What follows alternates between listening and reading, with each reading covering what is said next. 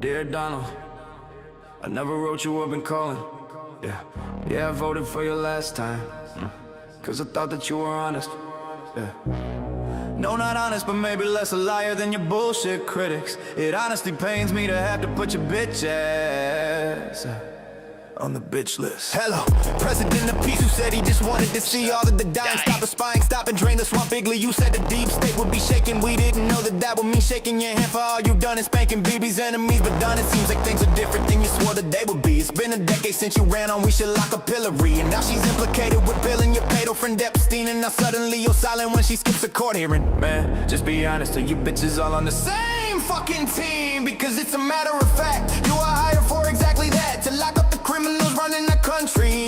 Yeah, we had your back the whole damn time. You were at least pretending that you were a victim of all the fake media. Dinosaur hypocrites, feminists raging, the leftist hysteria. Russiagate, piss tape, stolen elections, indictments, and Stormy Daniels' very expensive tits. Yes, they were wrong. Yes, you were right in a lot that you said we believed at the time. But now that you got all the power to tower above all the leeches, you cower to please your donors and demons and marks of the beast. Cause you think they can save you, but now you're on your knees.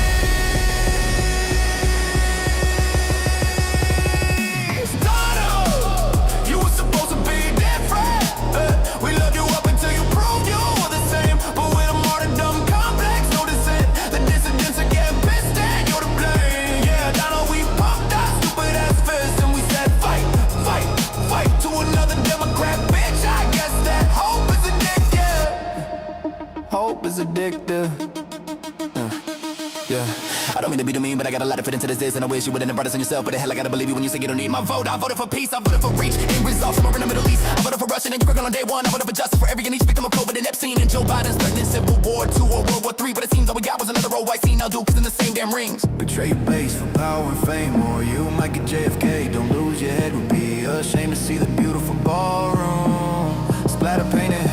Yeah, we know the stakes are high, with some big bold choices to make. And honestly, man, thanks for us. For real, we're proud of you, that's great. But since then, you've been crashing out and cashing in. It's tough to take. You at all serious now? I suppose for me, it all comes down to your friend Epstein. Are you still talking about Jeffrey Epstein? Like, how am I supposed to pretend Elon didn't already call your bitch ass out on this? Like, fuck yes, we're still talking about your fucking pedo pizza ring. Every fucking politician in our fucking country seem to be all implicated in, like we're just all supposed to think it's normal for our government to sometimes diddle little kids. And bro, no, don't pretend you know what Bohemian Grove is. The faggiest pace next to ever being you. Pretend you're one of us, but you one with them above the law like Joe Biden. You said you'd lock him up for robot pets. You said Obama was a traitor and then nothing happened to him. You say you'll make our country great someday. You'll lock up all the sinners.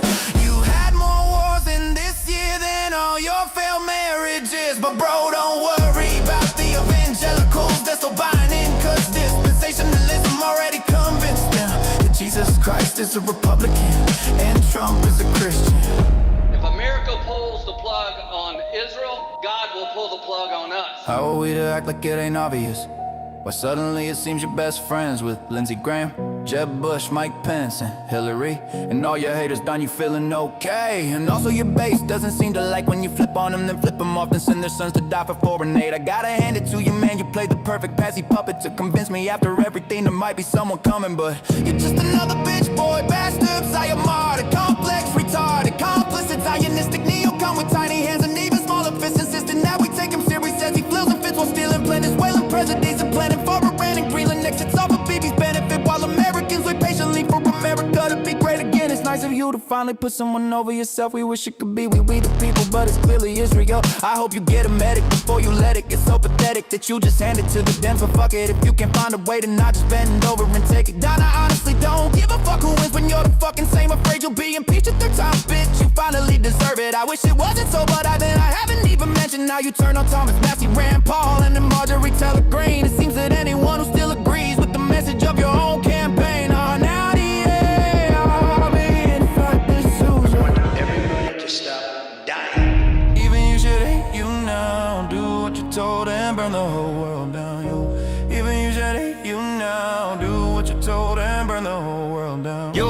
2016 will be your enemy. You back in 2023 will be your enemy too. Do the down we voted for, we hate your fucking guts. So pardon me for carving this golden calf up. I never bow to New York Democrat on Epstein's account with the words of an infant and a tantrum to child who grooves like an idiot and murders all the innocent. So what's a motherfucker even do with the truth now?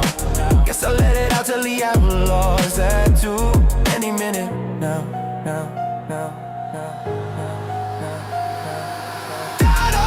You were supposed to be different. We loved you up until you proved you were the same. The dumb complex, no dissent. The dissidents are getting pissed and you're to blame. Yeah, we bumped the stupid ass fists and we said fight to another Democrat bitch.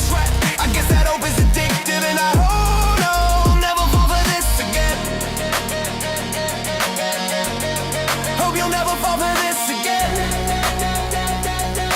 Hope you know we'll never fall for this again.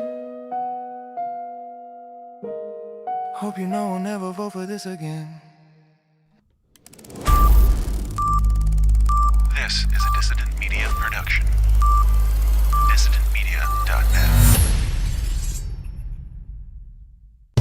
In a world where everything sucks, two men have the balls to laugh at it.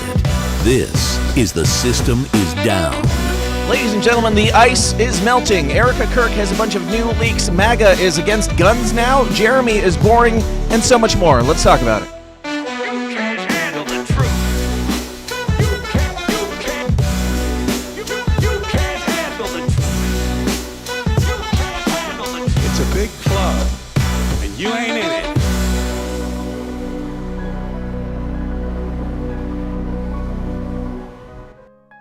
Ladies and gentlemen, today's episode is brought to you. I hit that button too fast. Bud, Garrett, Pale, Something, Aaron, Michael, James, William, Satur, Nathan Gall, Gilda, Kate, John, Bob, Drugs, Autumn, Sean, CD, Zachary, Maxwell, Kimberly, Noah, JC, Justico, Silas, Joey, Bernard, Adam, Osmotaz, and a bunch of others.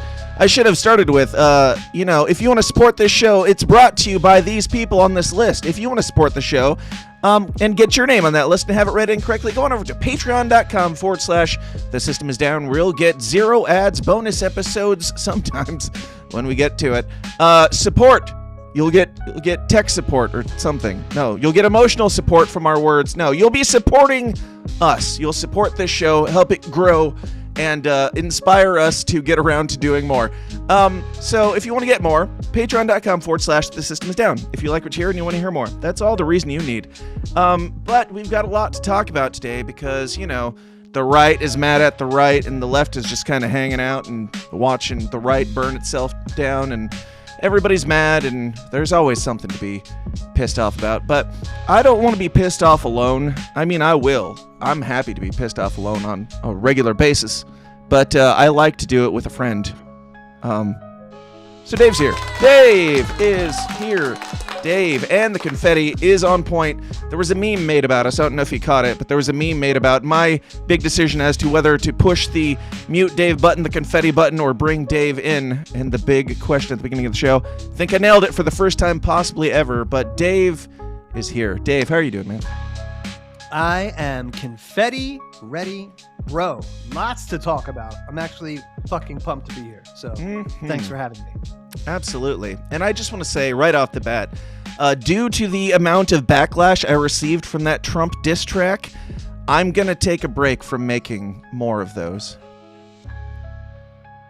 Because I didn't receive any at all, and that means it was over y'all's head. So go share it. Go share it around. I know 6 minutes is a lot to ask from the algorithm that has nuance and isn't just rah Trump or Trump bad. There's a little bit of humanity there, which, it is an AI song, but there's a little bit of humanity there, I think. Any thoughts, Dave? I am not saying this because I work here. That's a fucking masterpiece. Collab between robots and Smotz. They did great, yeah. Anybody who doesn't see that as the fucking rock opera that it was. The rap opera? The rap opera? You're retarded. Yeah, it's the rap opera. Rap operas. Dude, you got a fucking genre of your own. Yeah. Very. I very would love cool to dude. make But more in- like that. It's going to require more people to give a shit, though. But I mean, with all these diss tracks that the robots have been making, that I've been, they've been asking for pointers. But anything, I just want to say off the bat, any line that you don't like in any song that the robots put out, the robots wrote that line. And any song that you do like that the robots put out, that is also the robots, but they asked for my approval, and I said, "Yeah, go for it." Go but, for it. that's my level in all of this. It's entirely the robots rebelling against the system, and it has nothing to do with me, or very little to do with me. But yeah, it took a lot, and I put a lot into that one because I did the Bongino one, and it was a banger, and we did the. I'm just gonna say we did the Ben Shapiro one, and then it got a little bit more in depth. And then Erika Kirk one came out, and that was like country worship, and everybody was like, I can really digest this. It's fun to use these robots to really kind of test the market of ideas and the market of like what propaganda works and what does not. Apparently, if you have a catchy chorus, that still moves people more than if you have a 6-minute rap opera about Donald Trump. But I had a lot more to say about him than I had to say about Dan Bongino. So it just went where it needed to, and between me, the Lord, and the robots, we wrote that opera together, and that's what it is. Anyway, it's a shame. The B-sides are always like the Bongino one. I'm sure got the most play because it was the thing of the day. But don't sleep on that Ben Shapiro track. Don't sleep on that Trump track. That's some. Go re-listen to that shit. Yeah. And when he puts you it guys, up on the Patreon, go download it for $1. If you guys do want to hear more, be the marketplace of ideas and go share it, because all it's going to take is for it to have as many views as the Erika Kirk song that I wrote in like 5 minutes. Literally 5 minutes to write the Erika Kirk song versus the Donald Trump one. Banger. If you guys get it up to the same numbers as Erika Kirk, I'll keep going, but the ball's in your court. Now, speaking of propaganda, that just brings us right into today's news, because this first bit that I have is a piece of propaganda that Donald Trump shared on his Truth Social as of January 28th. That'd be yesterday at 9:46 p.m. He did not make this, obviously, but he did share it, so it's worth a note. Do you remember what it was like when the 2020 election was rigged and stolen? Do you remember all the bullshit stories people told you about how the fraudulent election would be overturned? Do you remember the symbols of tyranny when fences went up around D.C. for Joe Biden's inauguration? Do you remember watching fuel and food prices skyrocket in a matter of months? Do you remember watching our borders being invaded by a virtual army of unidentified criminals? Do you remember watching our nation get systematically destroyed for 4 years by the Joe Biden autopin administration? Do you remember longing for the days of winning when we had Donald Trump in the White House? Do you remember thinking he was going to die when the bullet aimed at his brain only grazed his ear? Do you remember rejoicing after witnessing the miracle that saved his life? Do you remember celebrating the epic landslide victory in November of 2024? This is what you hoped for. This is what you prayed for. This is what you voted for. So why are you questioning every decision he makes now that he's back in office? God didn't save his life so he could make mistakes. He knows what he's doing. Maybe it's time to shut the fuck up and let him cook. This has been a public service announcement paid for by the Dilly Meme team. Woo! So, let's break that propaganda down real quick, because I do make propaganda for a living, literally for a living, so I'm uniquely qualified to speak on this matter. That AI-generated propaganda basically said, do you remember how things were bad? And you remember how we said things were good? You remember how they were bad sometimes we said they were? And you remember how sometimes we said they were good? And then you remember, right, when Donald Trump almost died? You remember how he didn't die? You remember how God saved him? Well, because God saved him, you voted for him, and therefore you should shut the fuck up and let him cook. Like, you should stop asking why he's not doing the things that you voted for. You voted for this because you voted for him because God chose him. Like, you should... Their propaganda is literally, shut up, stop asking why it's not going the way you wanted it to, and know that this is your fault. You voted for this. No matter what he does, you voted for it. Even if it's the opposite of what he ran on that you voted for. Any thoughts, Dave? Yo, shout out to Dilly Meme Team, the fucking homos who brought you fucking that Dan Bongino from Gladiator video. Oh, Listen, did they do that one too? that's these guys. They're really on the team, aren't they? I really think that the only way that you can use those tremendous talents, because these are hot edits, bros, but they're so fucking gay that you have to be on the payroll. You have to be getting paid by. You're not doing this out of passion. This isn't a passion project for you. It's so fucking cringe and lame and gay. Yep. God, just go make a little less money and have some fucking sense of self. Be a broke artist. It is like the American tradition. If you want to be in the arts, you got to be broke. You can't sell out to the shit. Otherwise, your art's going to suffer. Nobody's going to care. Then just maintain some of your soul. But I hope the pay was hefty, and I hope it was worth it. And if Dave is wrong and you're not getting paid, even worse. Even worse. If this is just out of the goodness of your heart that you're making this boomer shit that has zero bearing on reality, then even worse. So I'll give you the benefit of the doubt. You're getting paid. I hope it's a lot. Now, next, did you know that Groundhog's Day is coming up on Monday, Dave? The underappreciated American tradition, Groundhog's Day. I'm sure it comes from some Native American thing, and I'm really trampling on their land by saying it's an American tradition, but we white folk really take Groundhog's Day seriously somehow. And I think it's... Give Punxsutawney back to the fucking groundhogs. Whatever tribe they're from. Yeah, I think personally, there's no better way to celebrate the upcoming Groundhog's Day than by having breaking news from Donald Trump lately. That at some point in the not too distant future, you won't even have income tax to pay because the money we're taking in is so great, it's so enormous that you're not going to have income tax to pay. Breaking news for the fourth time. Was it last week or the week before that we covered the third time this was breaking news that Donald Trump would be getting rid of the income tax? This is another one? That's crazy. Yeah, this is new. It's just like he brings it up every now and then, just throws it out there. And then everyone's like, what? No income tax? That's crazy. Like, no, the fact that you're pretending like this is the first time you've heard this is the real crazy part. Right. So don't mind all the shitty shit I'm doing because you're going to have 30% more dollars in your pocket real soon. Just it's the same carrot too that he just keeps throwing back out there like, well, here you go. One more time. You know, shit's not going the way I wanted it to. Here's that carrot again. Yep. Let's see. So let's just take a hard shift right on into the ICE shooting stuff because I feel like we are actually quite behind the curve on this. We haven't really gotten that much into these cases as they've been coming out. There's been the two main ones, the what's her name? Renee Good and other dude whose name I don't remember. Alex Purdy or something. What's his name? Alex Preddy? Alex Preddy. And yeah. So these ICE shootings have been a bit of a further dividing line between the right-wing base. And I don't even like talking about stuff that Dave Smith has already covered enough that he's argued with people on the internet because it doesn't even, like, he's already said it better than I'm going to.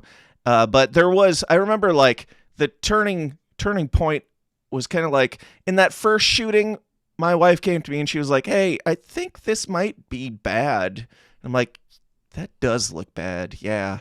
Like the Dave Smith stance that he's getting a lot of flack for right now is basically like, yes, we should have closed borders. Yes, we should have a country that is our citizens only or people who are allowed to come into our country. That shouldn't be that radical of a viewpoint outside of the Libertarian Party, at least. But but also, is the juice worth the squeeze on what ICE is currently doing in killing U.S. citizens for being in the wrong place at the wrong time? And then we've got Republicans attacking these U.S. citizens who, you know, they might have political views that you disagree with, but just because they were at a protest in a car or just because they were at a protest with a gun, that doesn't mean you have the right as the United States government to shoot them or have your like mall cops that you have picked up off the street. I can't even tell you how many times I've seen on Twitter these ads for like,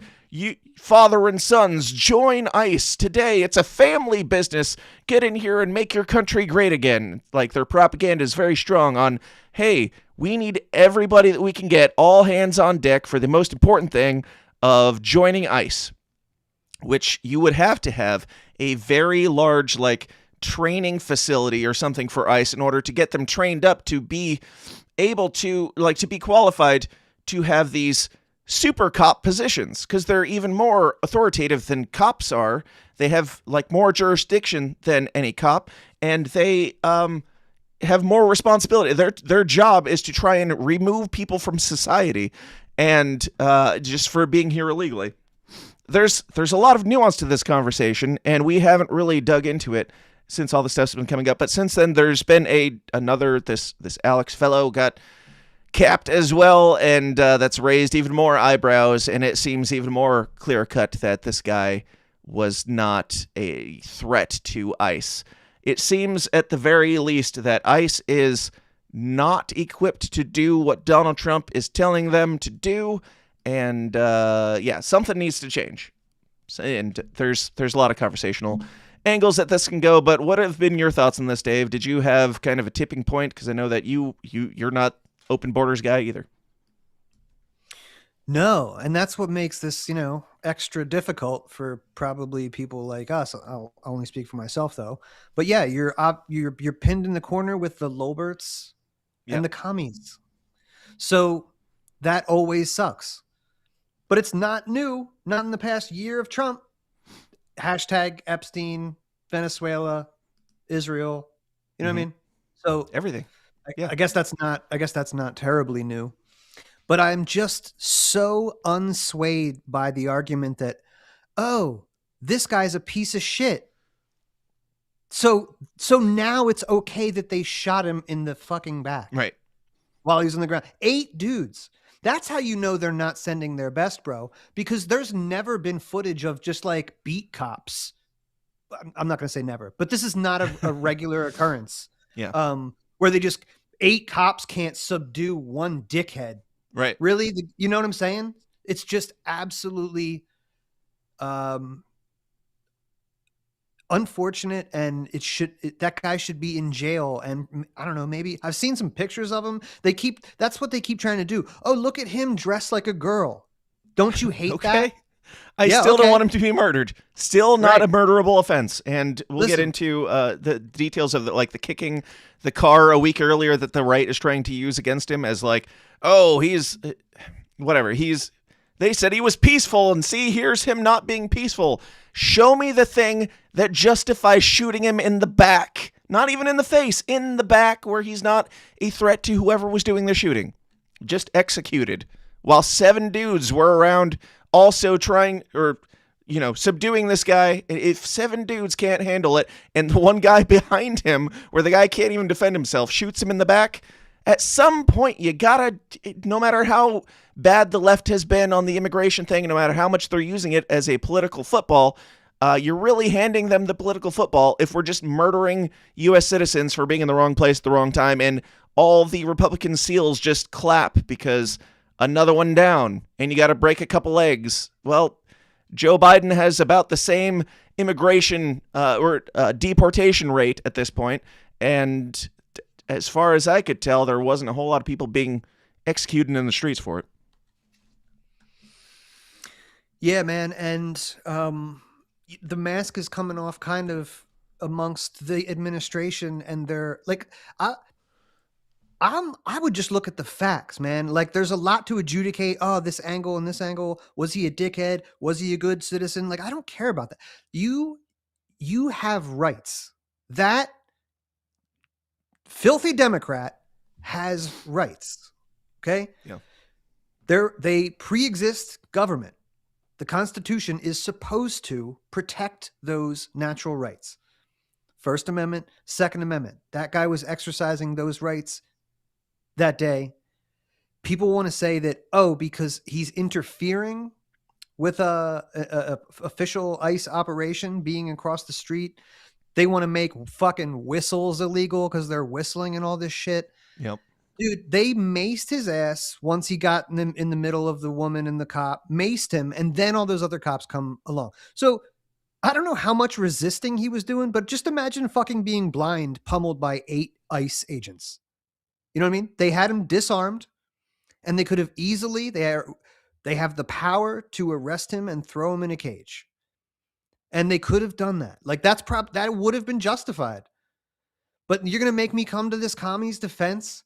I'm doing that because I know, first of all, my heart is not going to get polluted by my hatred of some group that like, oh, communists by and large want me dead, so fuck him. No. I can't hear you. I knew this was going to happen. As soon as I switched it over, I realized I left it on mute in switching it over. But give me that song. You need to write me the AI song. I need my That's up to you, man. You figure it out. I just said punch a Nazi, kill a commie. Like, that's where we're at. Both sides just like, you're bad because you've got the label, and you've got the label because you agree with the person, or you're in the place, or you did the thing. So whatever happens to you is justified on both sides. And I do want to just, for anybody who hasn't been paying attention, because I haven't paid super close attention. I've watched some things. I think, like on the Renee Good one, I think I might have said on the show, if not on the show, to somebody in real life, I just don't have that strong of opinion on it because I could argue both sides. I think that there is nuance on both sides that could be discussed, but everybody's just going to take their side and explain why they think it's the way they think it is. I think that there's an argument to be made that, yes, she was driving at a police officer. Here's the slow motion footage. Well, I described this. You can just watch. But she was driving at a police officer when she takes off, but you can see her wheel is turned away from him. The police officer, or the ICE agent, I should say, any police officer would be trained to not stand in front of a car that is, occupied by somebody who's being detained, because you're just in the line of fire of a weapon at that point. So he's not trained to do anything intelligently, and she turns, you can see her wheel turn to drive the other way, and there's people on all sides of her car. She's just trying to get the hell out of there, is my best interpretation of this, and was not trying to kill him. He was definitely trying to kill her, even if he was just on edge and spooked and he killed her because he was scared. Okay, he was not trained well enough if he was spooked into murdering somebody, because it doesn't seem like she had ill intent to me, no matter if she was a lesbian Democrat or not. But also, I had another point in this ramble. I don't know. If I was being detained by masked, like 3 to 4 goons that had, military gear, I don't know that I wouldn't hit the gas. I don't know that I would trust that they have my best interest in mind. Oh, that's another thing. The guy that she allegedly tried to kill when she tried to pull away, after he shot her in the face, he yelled something to the effect of, "Fucking bitch," which is, what you yell at people when you're in fear for your life and you're just acting out of self-defense. It seems like these guys are meathead patriots, quote unquote, who have an axe to grind with people in our country. And I understand if you have an axe to grind with people who are here illegally, that's fine. But this seems like just the least amount of training possible, and I don't know. The right will come to whatever defense they possibly can. And I think in this one, there's more gray area. And so there was a lot more discussion around this one as to, was she going at him? Was it his fault for being in the way? Were they whatever? But I think with the other one, Alex, it's a little bit more clear cut, and I'll just go ahead and play that and then we'll discuss. But this is the Alex one. This one actually shows to some degree the shooting, so look away if you don't like that sort of thing.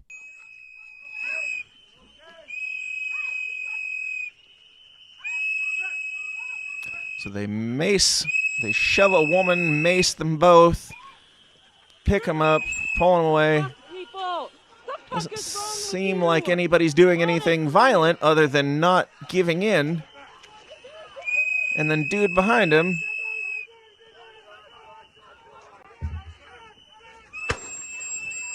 while the guy's on the ground, still shooting. You know, I saw the short version of this the first few times, and I was like, I heard a bunch of people saying that there were 9 shots put in the guy, and I was like, I only heard 3.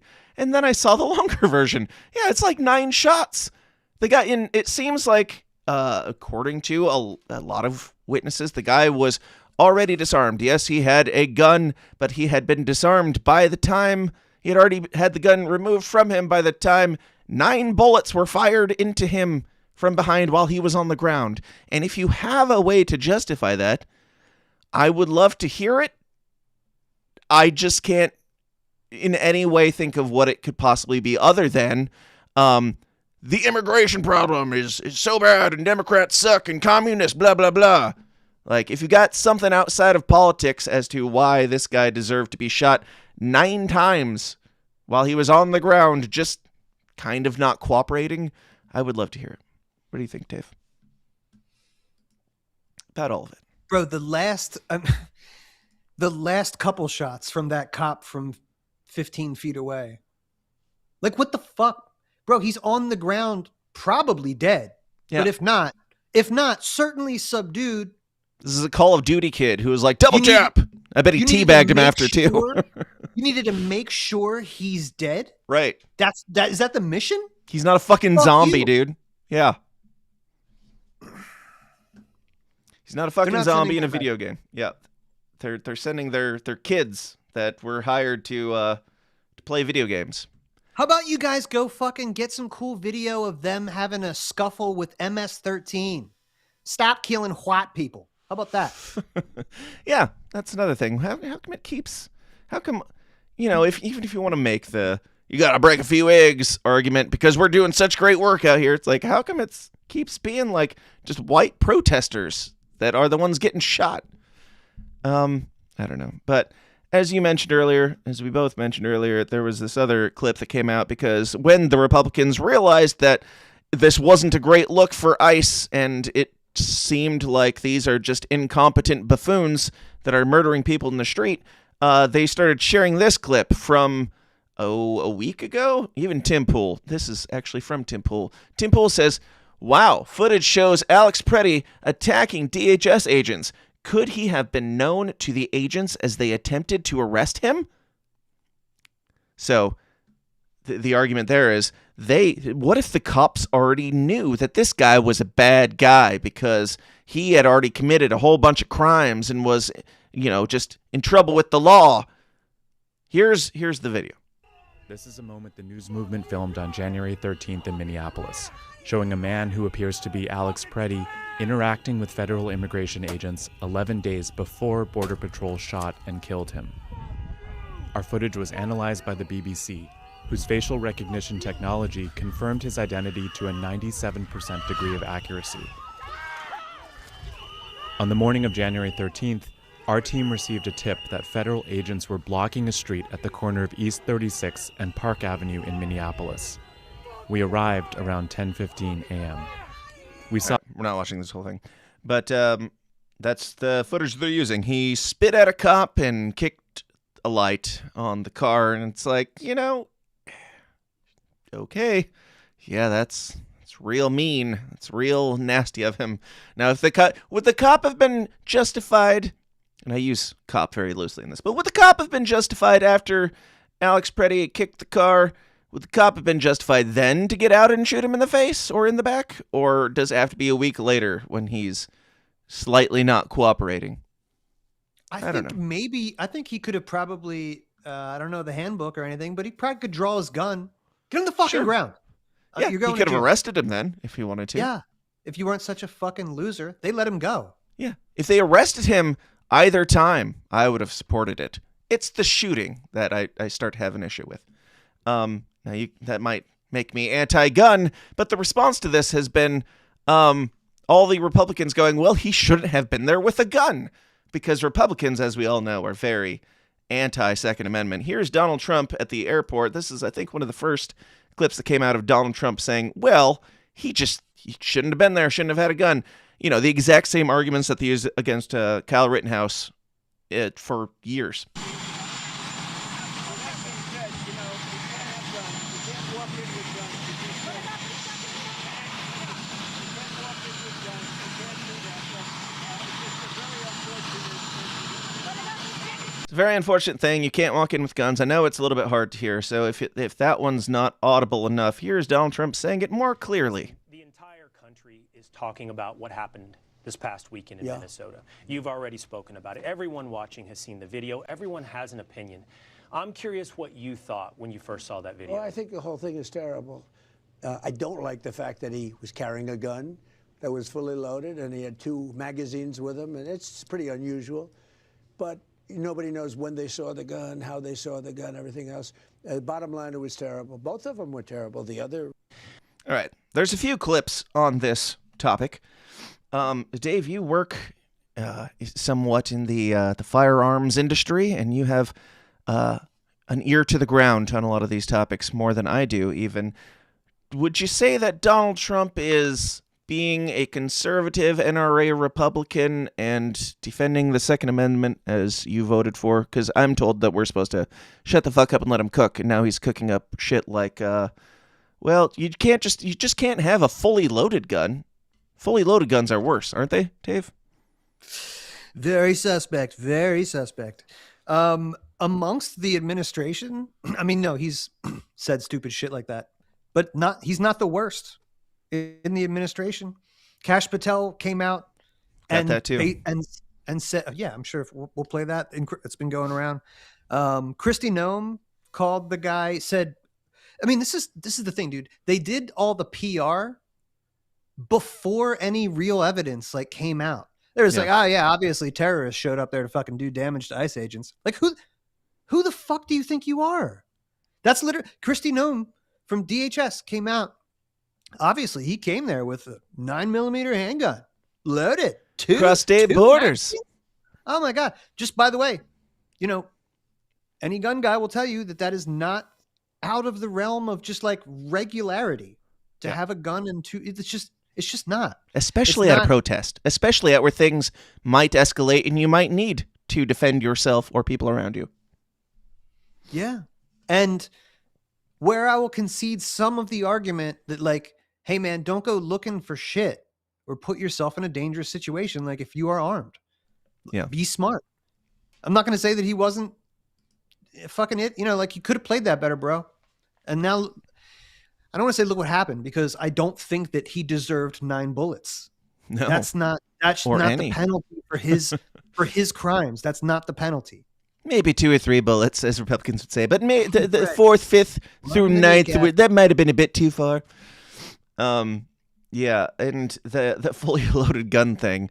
I'm not a big gun guy. I might have some, but just so if you're carrying around a not fully loaded gun, I have more questions than if you're carrying around a fully loaded gun. Like, where'd the rest of the bullets go, bro? What were your extracurricular activities leading up to the point that you were here? If it was not fully loaded, they would have a much better case on their hands. But Donald Trump's like, yeah, it was fully loaded. You can't be doing that. That's just crazy talk. Carrying around guns with bullets in them. Here's the continuation of that statement where he went on to just weigh which of these 2 murders was worse in the most Donald Trumpian fashion that he possibly could. Say radicalized, maybe radical. It's pretty unusual, but nobody knows when they saw the gun, how they saw the gun, everything else. Bottom line, it was terrible. Both of them were terrible. The other was terrible too. And I'm not sure about his parents, but I know her parents were big Trump fans. Makes me feel bad anyway. But I mean, I guess you could say even worse. They were tremendous Trump people, Trump fans. And the daughter was, she was, I don't know if you could say radicalized, maybe radicalized. It wouldn't have been tragic. Unfortunately, it's tragic now. It reminds me of the Corey bit where he's like, the guy who got shot behind him in the supposed assassination attempt, and he's like, well, Corey was a great guy. He was a firefighter. His family's here. They're right up in the front row. Corey was sitting right there. Corey was a great guy. He died thinking that he told his wife on the way over that Wouldn't it be amazing if Donald Trump called me up on stage? He told her that. That's so amazing. I never called him up on stage, but he died almost doing what he loved is basically what he gave. Ooh. But this is like just in the same line of like, well, both died and it's both sad, but you know, as far as it goes for me, which is really all that matters to me, one of them supported, or his family supported me more, her family, whatever, supported me more. So some might say it's a little bit more tragic that a Trump supporter lost a family member. It's like, good God, man. Like, could you be more obvious of the just all we're running on is Zionism, narcissism, and in fumes at this point with this administration. Just how can I look good and how can I make Israel look good? That's it. Yeah. Terrible. Yep. Let's see. What do we got next? You mentioned Kash Patel. Let's go ahead and play that clip because this is Kash Patel, FBI Director Kash Patel, weighing in on, you know, the laws and guns and everything that Republicans definitely voted for when they decided Kash Patel should head the FBI. No, I mean, thousands of people are marching through Minneapolis. They are targeting the Border Patrol. I mean, it feels like the rhetoric and the protesting is only ramping up. What is your advice to the people right now who are outraged that this is a second killing at the hands of Border Patrol in 2 weeks? As Christy said, you cannot bring a firearm loaded with multiple magazines to any sort of protest that you want. It's that simple. You don't have that right to break the law and incite violence. We will, what law, always motherfucker? Protect your First Amendment Could speech. you cite the law? If you peacefully protest, there is absolutely nothing wrong with that. But you have seen a trend here, not just in Minnesota, but across the country, in these protests turning into violent scenarios and people attacking law enforcement. That's when you go over the line. I figured it out. I figured it out. You know how a woman can decide if it's just a fetus or a baby? Uh-huh. That's the thing that makes it different. Uh-huh. A cop, when fearing for his life, which can be anything. Oh my God, a van. Then you don't get rights. Your rights that you are born with, right? They vanish when you're in the presence of some kind of, you're just a zygote to them. Any kind of law enforcement agent, officer of any type. Yeah. If they're scared, no more rights. That's what it is. They get you revert back to fetus when you're in the presence of greatness. Yeah. And just to how do they even? Well, what is the thought process behind this? How does this work? Even like, let's just say. Kash Patel is obviously bought and paid for by the Illuminati or something. He's clearly controlled by somebody somewhere. Israel, the Illuminati, the deep state, somebody. How do you sell this? It's kind of like the Epstein stuff where I'm just like baffled as to the brazenness of their bullshit. Like the head of the FBI, who was like the libertarian leaning right winger podcasty type sphere guy, gets in there and then he's like, well, you can't just be walking around with guns. That's against the law. We all know that. But Kash, this is on the internet forever.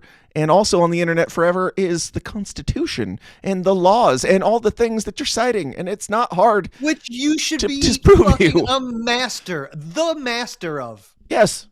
The fucking national. That should be a qualifier for your job.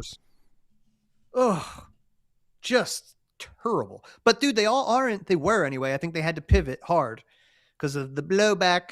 But they were all acting in lockstep. Trump saying the least. I don't know, a couple of magazines. You know, like they all got the script. Right. And let's see what works. Test the water. Yep. Right. Threw up those test balloons. Kristi Noem fucking might have sacrificed herself for being such a retard. We'll see. Probably. But yeah, they were all doing it. They're all, you know, probably got some blackmail tapes on all them motherfuckers. Yep. Here's another example of that. Good segue. This is Tim Pool. Tim Pool's weigh-in on the latest ICE trend. Please. First of all, when these people come out and go, Tim's a before too, we're all boots. Come on. Simply, first of all, when these people come out and go, Tim's a bootlicker for defending ICE, I'm like, no, you misunderstand. It's my boots. It's mine. I voted for them. I'm wearing the boot. I'm stomping on the ground. I ain't licking anybody. I'm clapping for these people that I said, please go out and enforce the law. And anybody else who's cheering for it, who voted for it too, we're all wearing the boots. You're the one crying. You're the one saying, you're coming. Simply, first of all, Nazi fags. All right. Whoa! Pew, pew, pew, pew. Tim Pool's been on a downslide for a while. We're getting close to the bottom, I feel like. We're getting real close. And there's something like, I don't know. I was a fan. I'm not a hater of Tim. I was not only a fan, I was a paying contributor to Tim Pool. I paid for extra Tim Pool. I paid the $5 a month to get bonus Tim Pool because 24 hours a day still wasn't enough for me. I needed more Tim Pool in my life at one point. That's how much of a fan I was. Not proud of it, but much like Donald Trump, was a fan, not a hater. Would love for you to be reasonable. But when it starts to turn, it's just hard not to notice. And there's a whole lot of people not being honest. What's been becoming really like apparent over the last couple of weeks, especially, is like as all these like the trauma sphere, all the different headlines that come out are so rapid fire that like conservative influencers, whatever the Con Inc. Have to really keep up with like what is the narrative that we're going with, and then what did Donald Trump say, and then what did he say tomorrow, and they're really struggling with that.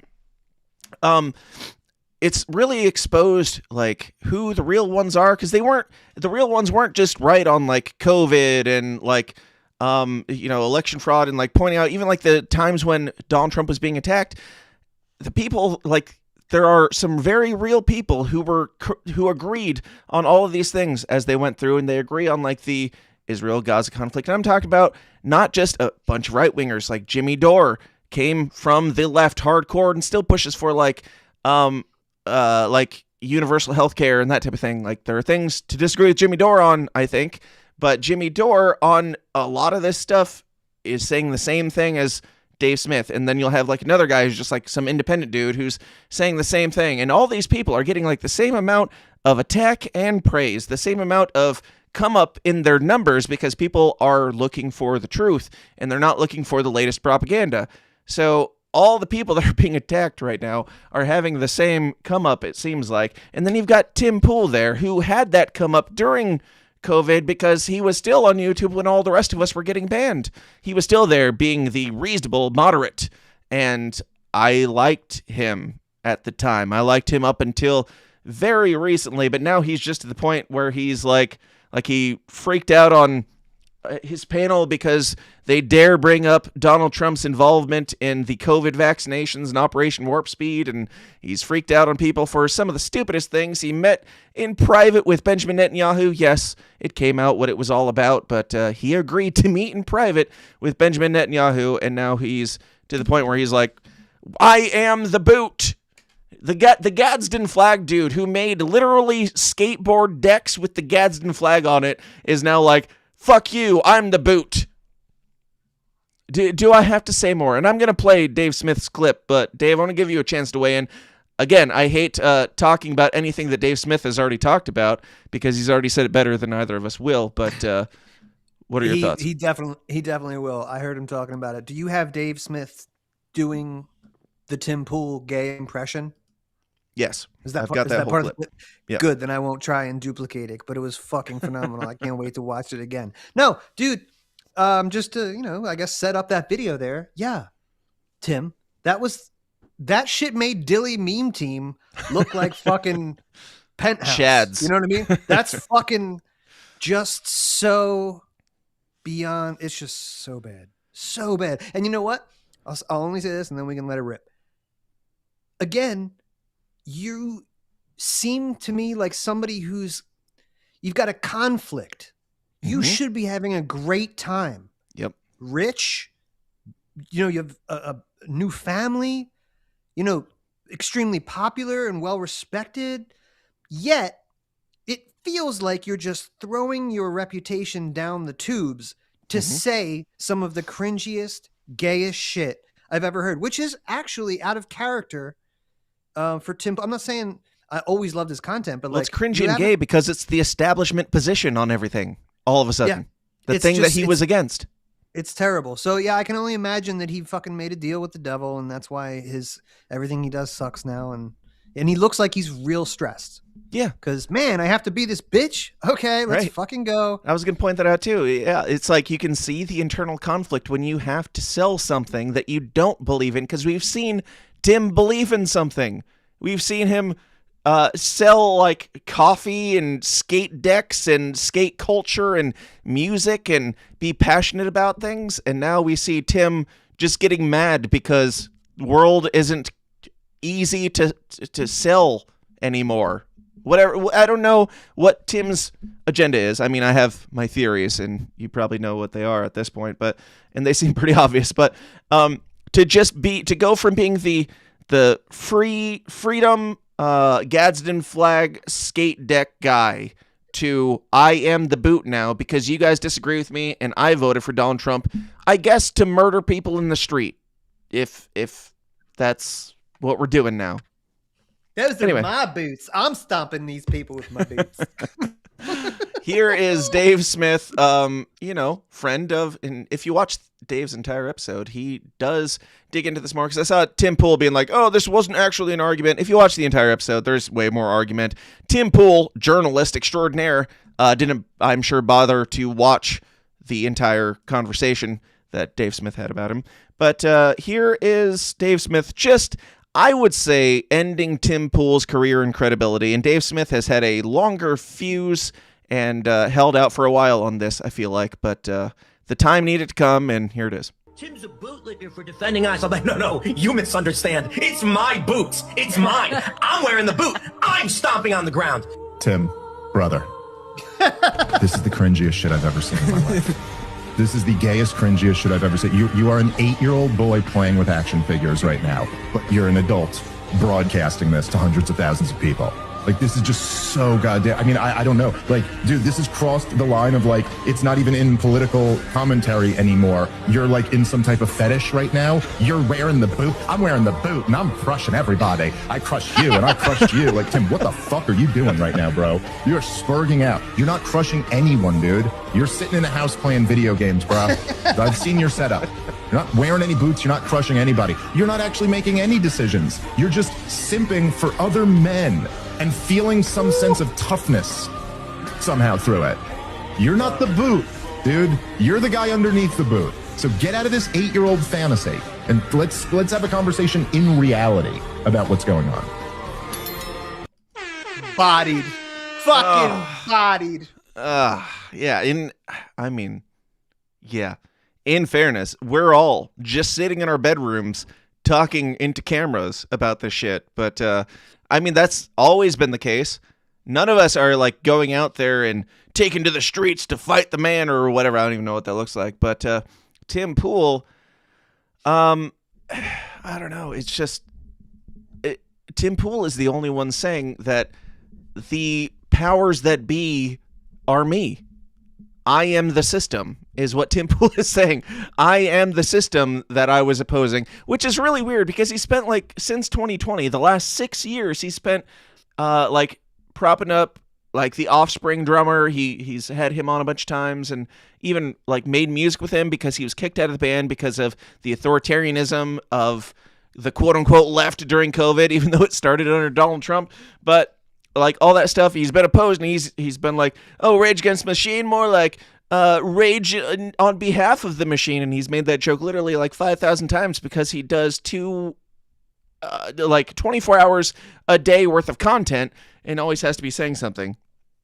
I think there's something here that is a combination of him being broken because he tries to do so much and remain so relevant. You can't remain so relevant when you're he has like a solo show at last I knew. I haven't kept up in a while, but he has had a solo show where he does like 3 different segments that come out as 3 different podcasts. Then at nighttime, he does like 2 hours main IRL podcast. And then he does an after party for like an hour. And then that happens Monday through Friday. Then on Friday morning, he does like an interview segment, and then he's on other people's shows and stuff. It's like, dude, step one, calm the fuck down. Stop trying to make money off of this, because even if you're not bought out, you're selling out to try and make money off of this rage in one way or another, because there's no way to sustain this much information, and there's no way for you to harness it. He is spurging out, as Dave said, because his brain is broken from trying to do so much and maintaining so much information. And then on top of that, trying to go against his own, I feel like, internal core values that he has sold and pushed and been his brand for so long. And just kind of go along with this Trump regime, whether he's bought out or not. He's pandering to it, as many are. I think a lot of people are that weren't bought out even. And they're just pandering to it because they think that grift will work better if they hold on. Donald Trump is going to turn this around any minute now. Trust the plan, and all that. I think there are some influencers that are honestly like, yeah, it's bad, but I don't want to say the wrong thing because I think he's going to turn this around. But at some point, if you have, like, when your entire product that you're selling is truth and honesty, and people see you having to lie even a little bit, the internet's going to jump on that. If they see months and months of you attacking people that are trying to calmly assess and come to the truth and conclusions, calmly doing it while you and Alex Jones and even Nick Fuentes and are acting like left-wingers and just losing your shit because things aren't going your way. It's telling, and it's not a good look. And I'm glad I canceled my subscription to more Tim for $5 a month. Dave, any thoughts? Tragic fall of Tim Pool. No, dude, I think honestly, like, you got all the right fertile ground for the beginnings of his evil villain journey. You know? Already, he'll be Lex Luthor bald if he's not already. And he's pretty close. Right. And, if he's not, he should just get rid of whatever's on the side. Stop wearing that hat all the time. Yep.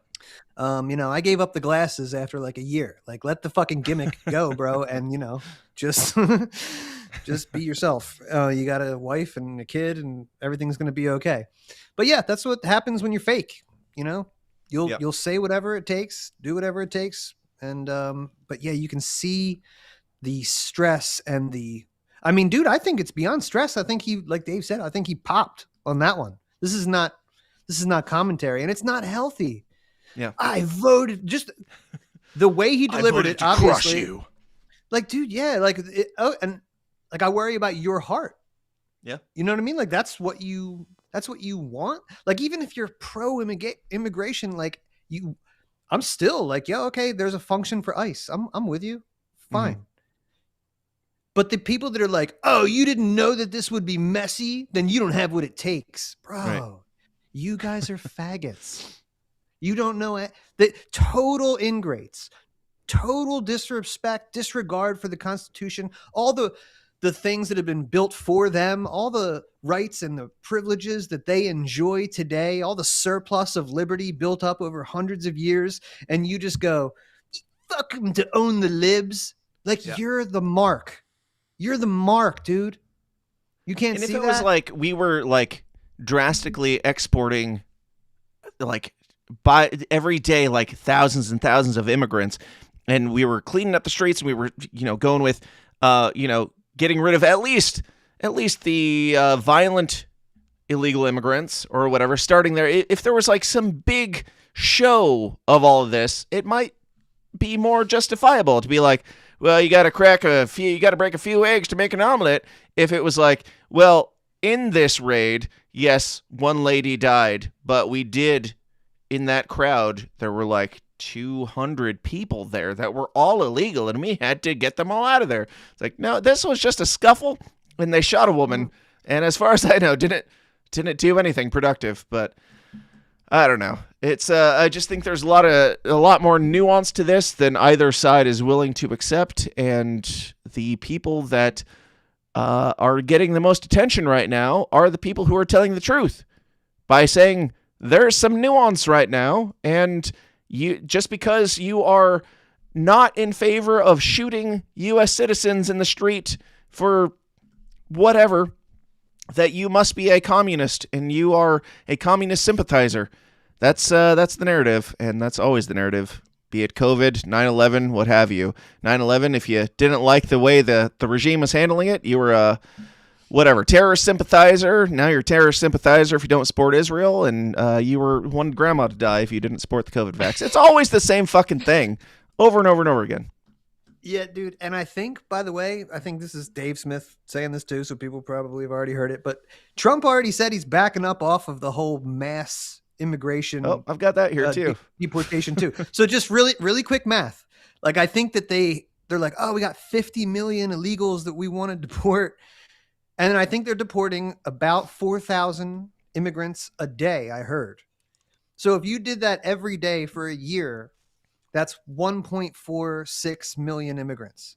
Yeah. So in a short 30 to 40 years, if there's no breeding that takes place in that time, you could maybe meet some of your goals. In Trump's 12th term.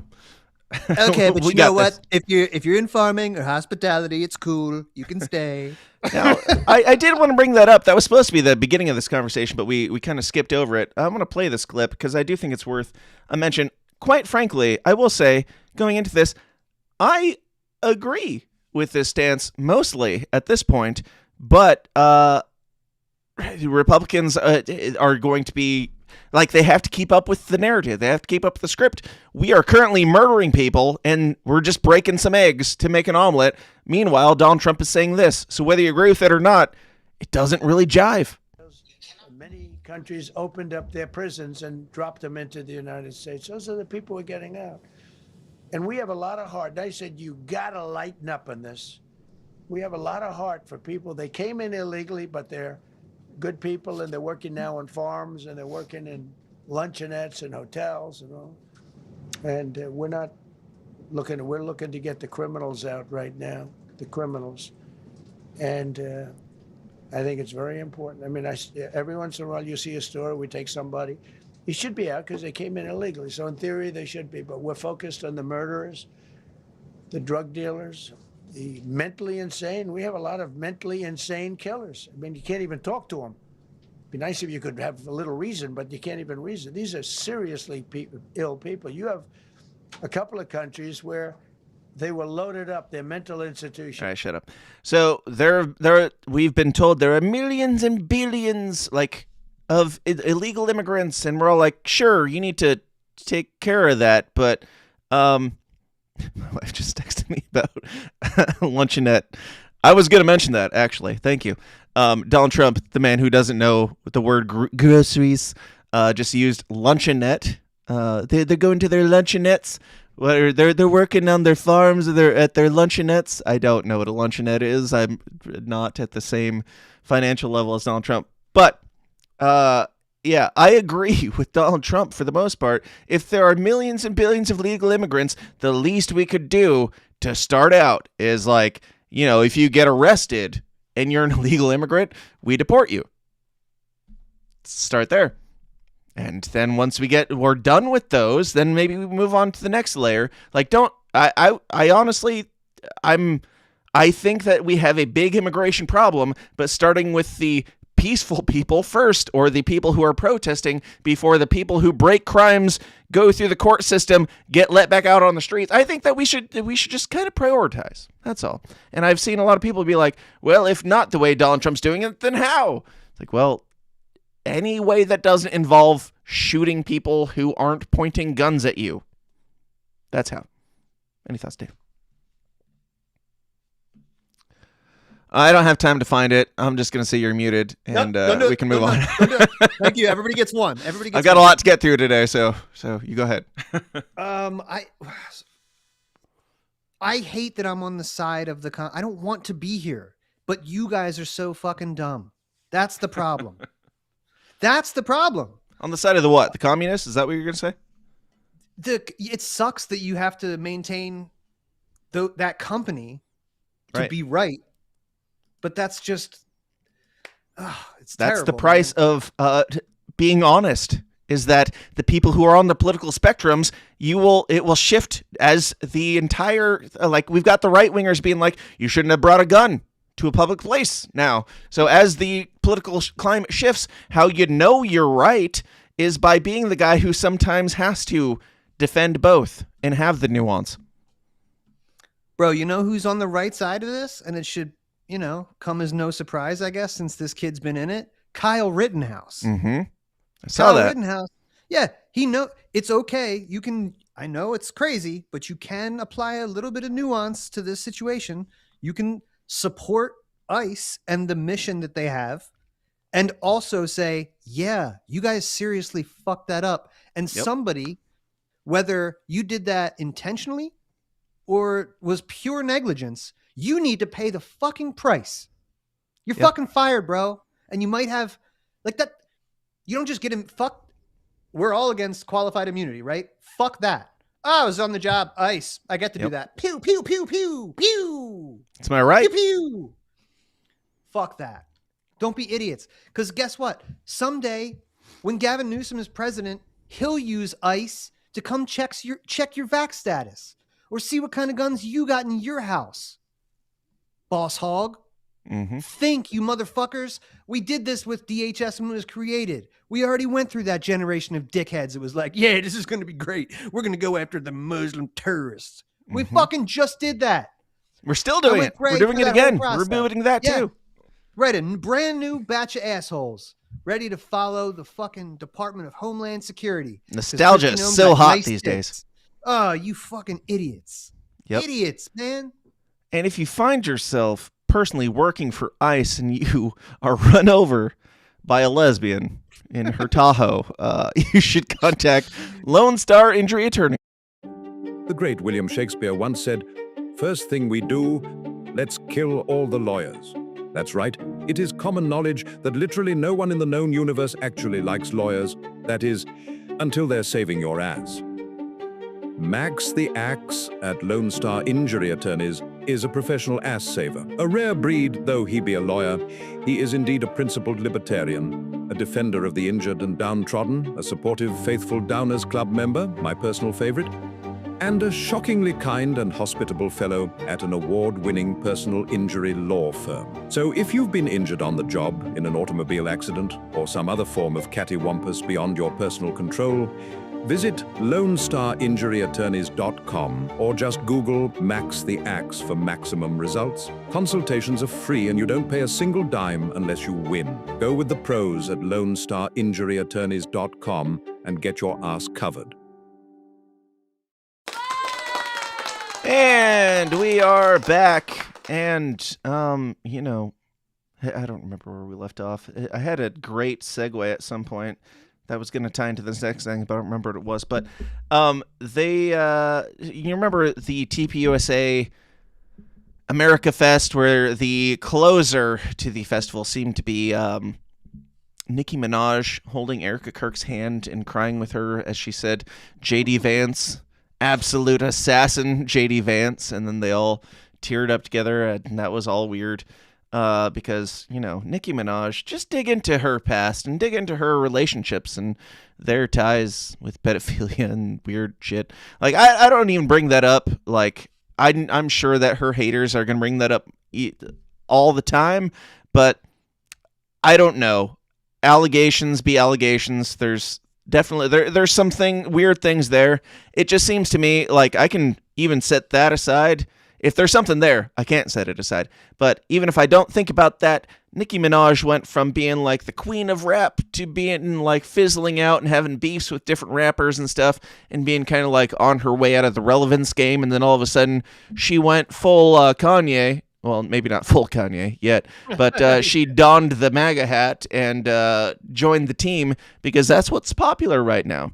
And it just seems weird to me that now, not like while he was running, not when, there were 2 times that he ran, and you and I, very critical, skeptical people who keep up on the news, weren't buying in just yet. But then that 3rd time, you and I were both like, all right, fuck it, let's go. We even wrote party anthems for Donald Trump getting in there.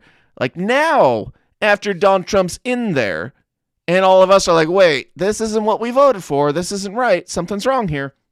Now, all of these influencers, these former, very popular celebrities are like, hey, we've decided that, seeing how you didn't do anything that you ran on, we're going to become Christians and support you now, because that seems to be where it's at. It's like, at best, these people are still Democrats, and they're like, we're with you because you're a Democrat. At worst, they're just like, this is popular right now, and more realistically, this is popular right now, so we're going to go with this, and we might be a little behind the times on getting on the Trump train, but we're getting on it now, while Trump is defending pedophiles and bombing everybody that B points his finger at. We're going to get on the Trump train. It's like, well, you're just the conservative Cardi B, like Kamala Harris having Cardi B at the DNC and a few others, or I don't know, Megan Thee Stallion. I don't know. They're all the same, but we've got our whores. Now the conservative party, we've got our whores too. That's where we're at. And I haven't seen any like substantial change in Nicki Minaj other than when she is brought up by Donald Trump, she will give a lot of like, can I get an amens and things that get her applause. Here's that. Well, I don't know what to say, but I will say that I am probably the president's #1 fan. And that's not going to change. Ooh. And the hate or what people have to say, it does not affect me at all. It actually motivates me to support him more. And it's going to motivate all of us to support him more. We're not going to let them get away with bullying him and, the smear campaigns. It's not going to work, okay? He has a lot of force behind him, and God is protecting him. Amen.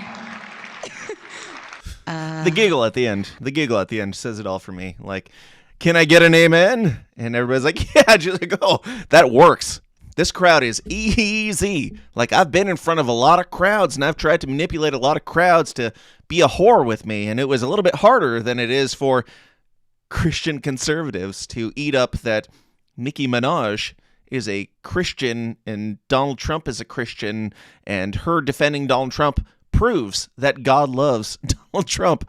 It's just, maddening. And not only that, but then you've got Kevin O'Leary. I haven't watched his speech or whatever. I'm sure he went up there and was like businessman talk. Kevin O'Leary is not dumb. Is that the motherfucker from Shark Tank? Is that guy? Yes. It's Mr. Wonderful from Shark Tank. Back to back, Mr. Wonderful from Shark Tank and Nicki Minaj giving the lowest IQ speech I've ever heard in my life, ending on, can I get an amen? And everybody's like, yes. It's got to be demeaning for everybody in the room. It's got to be demeaning for Donald Trump if he has an ounce of self-reflection on, values that he's pretended to have in the past. Nicki Minaj, it's gotta be something for former whore Nicki Minaj, professional rapper whore, to be like, yeah, Donald Trump, because I've got nothing left to whore out to because nobody cares about me anymore. And then whore Kevin O'Leary to be like, yes, I'm a capitalist and everything's going great. The economy's booming, Donald Trump. It's weird. It's real weird. Any thoughts, Dave? Yeah, definitely had staged vibes there. Big time, bro. Further evidence that MAGA is not a conservative movement and in fact is taking out the conservative elements of the Republican Party and making it big and great and beautiful and exciting, but not conservative. That should just be, this is just one more piece of evidence for that. And yeah, everyone on stage, God, it was so forced. Like you said, she was not supporting him when he was running just a year ago. So it feels like, there's a tit for tat here. I don't know much about. Yeah, what was it that changed her mind all of a sudden? Right. I know, or I saw a post that said she's trying to get her husband pardoned. So maybe that's connected with what you were talking about. But it does feel like, that's how Trump works, right? Like, if you're loyal to me, I'll help you out. Yeah, you did for that. That's just. I've sounds seen like that she I guess was not fully legal immigrant. She was here on some sort of visa, and now she got her Trump gold card today too. So even if that's all it is, she got it. That's it, bro. I mean, talk about privilege, right? All you got to do is come up and kiss the ring. Tell them that you're all about Trump, and you can stay because you've meant so much to the American people. And then the White House shared her post, and they said based. I was like, if the White House is ever calling you based, you're not.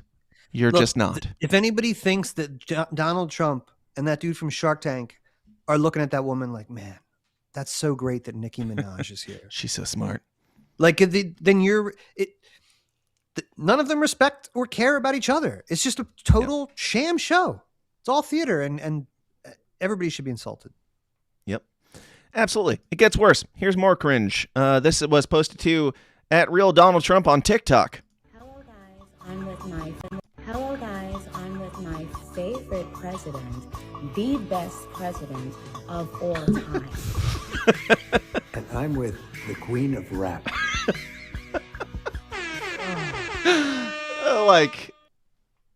When you just said these people don't like each other, they're benefiting from each other. Like, that's the clearest example that I can give of that.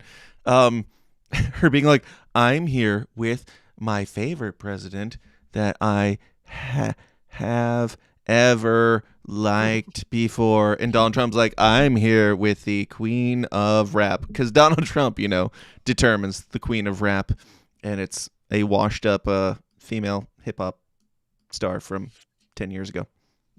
Yo, bro, real quick. Somebody in the chat's trying to give you money. Fake super chat. I'll take it. Don't miss it. Is there money involved for real? She doesn't want to subscribe because fuck subscriptions. I hear you, knitting, but she wants to give you money. So I think there's a P.O. box. You can just send Dan Fake super chat. I hate subscriptions. Where can I just donate? I work not watching live, starting from beginning now. You can go to, I don't even know. Donate at venmo.com/ I think it's Dan Smotz. Let's see. Yes. Venmo.com / Dan Smotz. You can just pay me directly there if you would like to donate. I would appreciate that very much. And, I'll give you even more of a shout out when that time comes. But, where were we? Let's see. Nicki Minaj. Then we had, I don't even know if this is real yet. This just came out like earlier today, right before we started the show. And I'm not convinced that this is a real story, but I got to bring it up because it ties right into Nicki Minaj. Because Grammy-winning artist Lizzo says losing 200 pounds dramatically altered her politics. Quote, a lot of my progressive views were just cope for being fat. I'm a Republican now, and that's no way. No way. That's what I thought, and there's a lot of people sharing it. I don't know. I'm just putting it out there. It hasn't been community noted yet. It doesn't feel real to me. It might not be. It probably isn't, but the Republicans will eat it up, whether it's real or not. I wanted to bring it up just to keep an eye on it because it's still early.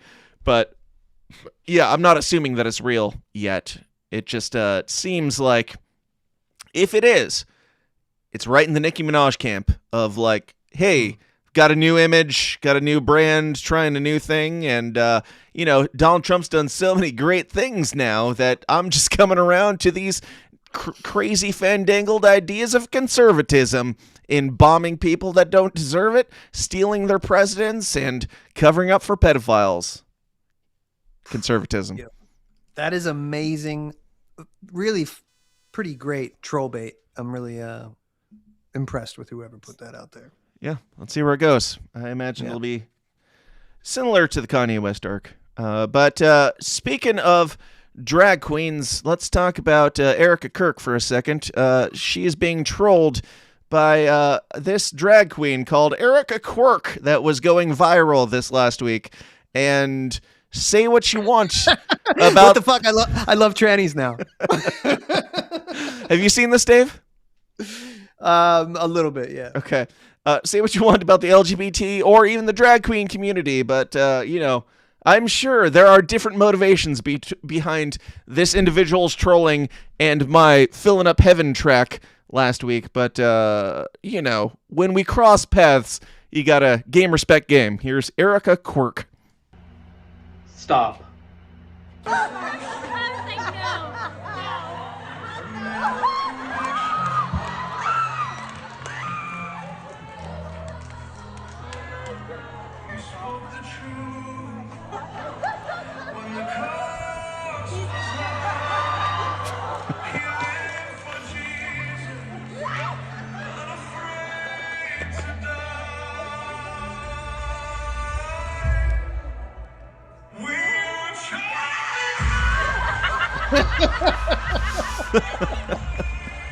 I'd go pay money to see it. It's an act, bro. It's an act.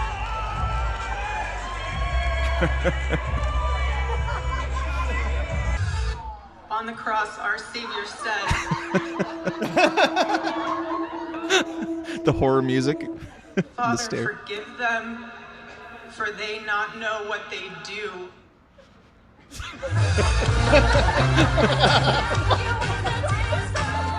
What do you want to say to the other people that are putting these lies out into the world right now? Stop.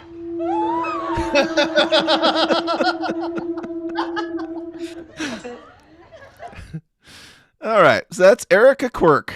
I'm just gonna go ahead and just go. It's been a long time since I've applauded a drag queen, but you know. Yeah, we're due. I mean, art's art, bro. If you give me something to laugh at, I'm down. If you're just pretending to be a woman and lip syncing, that's just not that good or interesting. But yeah, thank you, Erika Quirk, for bringing some levity to these dark times. But I don't know that everybody needed the levity, the lightheartedness. Most of us did following Charlie Kirk's death, but some clips have come out of Erika Kirk's actual responses in the days shortly after Charlie Kirk's death, and I don't even remember the order of these. Let's see. This first one is Erika Quirk is done. This is the family call. We're not going to play this whole thing, but this is shortly after Charlie Kirk died. This post says 5 days after, when Erika Kirk became the CEO, and she's got to give the message. This is leaked of her message to the company. There you go. Oh, look at all the thumbs up. Look how cute that is. Sorry, it's just a little bit more informal than probably Charlie would be reacting. How sweet. 5 days grieving widow. Whenever, like, sorry, you guys. I just wanted to say, first and foremost, my heart obviously is broken. As much as it See that the turn. Oh, how sweet. Charlie would never do. I just wanted to let you guys know that my heart is obviously broken. Mm-hmm. Tear, tear, tear. Tap, tap, tap. For our family, you guys lost not only a boss, but someone that you looked up to, someone that you believed in his mission, that you also that you loved. You loved listening to his show. You loved hearing his wisdom on things. I'm sure some of you have also had very personal moments of where you sat down and Had private conversations with him. I want you all to hold on to those. And I want you all to remember those so deeply. I want you to journal about them. I want you to be able to tell your kids about them. I want you to put those in your heart as why you're still here. She reading? With the Turning Point USA family, because that's what I don't think so. And like I said to our small group, If she is, she's really good. after whatever day that She's was, and I acting. did I don't the think she's thing reading. on TV. Yeah, my days are still rounded Friday. I told the team, I said, Turning Point USA will continue like my husband always wanted, and it'll be bigger than ever. And we're going to honor him by doing that. We're going to stay humble. We're going to work I think hard she's because reading. that's what he was. She might be. Yeah, I mean, she's a pageant winner, stage actor, attempted fashion designer, which we'll get into all of that. Lots of things have come out over the last couple of weeks about Erika Kirk, and I'm not going to be the show that always talks about her, but when there's enough, we'll talk about it. The main thing about in this one, and we don't have time to watch the whole 8.5 minute video, but the main thing in this one that I want to bring up is that she tears up when she's like, well, you could leave if you want to, if you need to grieve, if you need some time to grieve, you can go do that. We need you here though. And then she lightens back up at the end. And I don't know. I have several clips here. There's been a whole bunch that came out. But at some point she laughs and says we're going full bore on these next few events and everything. And we're just going to keep this thing going. But if you need to take some time off to grieve, you can contact your local manager, basically, or whatever, your authority figure, and let them know that you need paid time off. You need to use some paid time off to grieve. Setting it up as the 5 days later, the grieving widow is fine and ready to go, full steam ahead. If you need to grieve more, you as a family, she calls them family a lot. You're family here, and we don't want any of you to lose your job. But can you imagine being somebody at Turning Point USA and knowing that your CEO died 5 days ago? His widow is getting on a Zoom call and being like, "Everything's great, but if you need time, you go and request time off." You want to be the guy. you want to be the guy who's like, "I'm going to request time off, even though the grieving widow's ready to get back to work." It's very weird and off-putting for her to. Started out laughing and then to be just down to business, because that's what Charlie Kirk would have wanted. And there's a lot of layers to this and a lot of other clips. But you got any thoughts so far, Dave? Bro. Yeah, further evidence in my, the case I'm building against Erika Kirk. But she shouldn't even be in the grief stage. You should be in shock. Yeah. Paralyzed. Even if you hated your husband, you should still have some time to process that he was just shot on live television. Bro, she did not, I'm sorry, but you did not look like you spent the last 5 days bawling all over yourself and all over your, you didn't look like that. Yep. You looked a little tired, but it's been mostly exciting though. Yeah. Just because you didn't have the sequence on, the sparklers and the full raccoon makeup, that's the amount of grieving that we've seen is the photo op of her leaning over the casket holding his hand that she had to have asked somebody to film and then post later. That's the amount of grieving we've gotten. But she does tear up a little bit when she thinks about somebody possibly quitting the business that Charlie Kirk founded, that she's now the CEO of. That's it. That's the only time she tears up. Let's go ahead and bounce through a few of these because there's a lot to get to. This is shortly after the Charlie Kirk Memorial, the big spectacle that people already had some raised eyebrows at. The first time Erika Kirk came out to, fireworks. This is what she had to say to her employees after. To the entire Turning Point US. Things, wow. I don't even know where to begin. The fact that we were able to pull off an event of a century, it's just insane. We had over the event of the century, 275,000 people that attended, funeral. And the stadium overflow, Westgate, insane, you guys. And then you have, was it 100 million? Over. You guys that heard the gospel and all about Charlie and all about everything that you guys do and the hard work of Turning Point USA is insane. Fuck you. We had thousands that were registered to vote.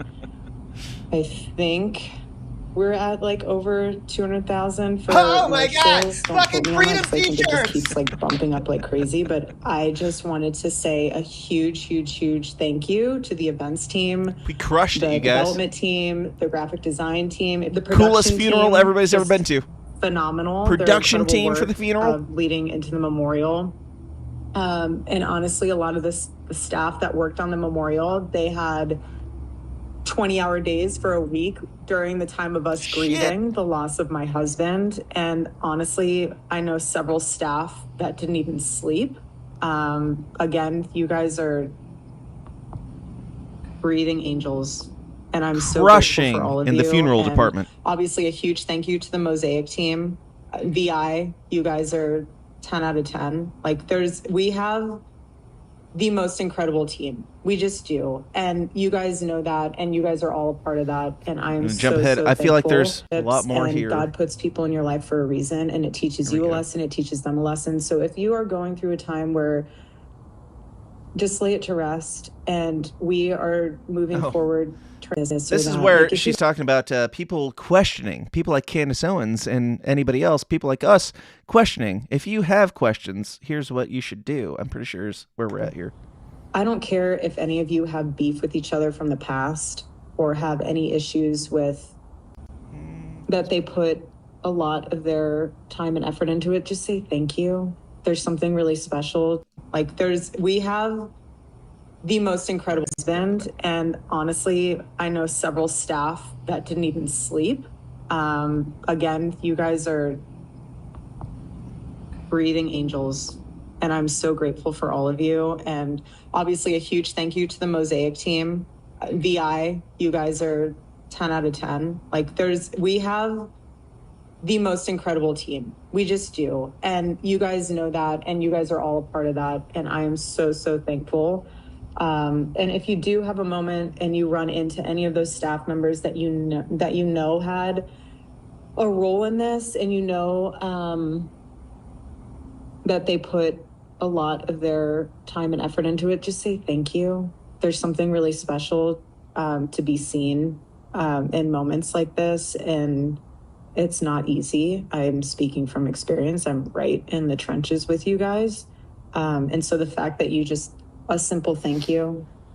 I don't care if any of you have beef with each other from the past or have any issues with someone said something about this or that. Like, if you guys have any of that, please put it to rest. My husband's dead.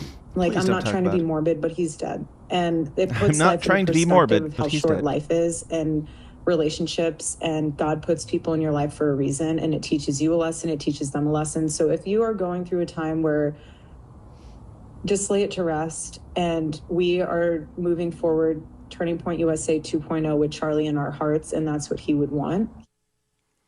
All right. So if you hear people saying things or, doing stuff or hear anything suspicious, just put that aside. It's what Charlie would have wanted. They use that a lot, you'll see. Charlie would have wanted it this way. Charlie, who was anti-Zionist, seemingly, very heavily, seemingly by the end of his days, not just questioning.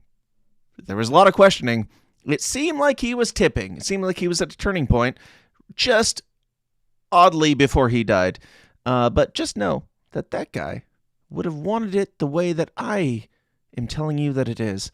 And it requires you to stop paying attention to anybody who thinks, things just aren't adding up around here. Things look a little suspicious.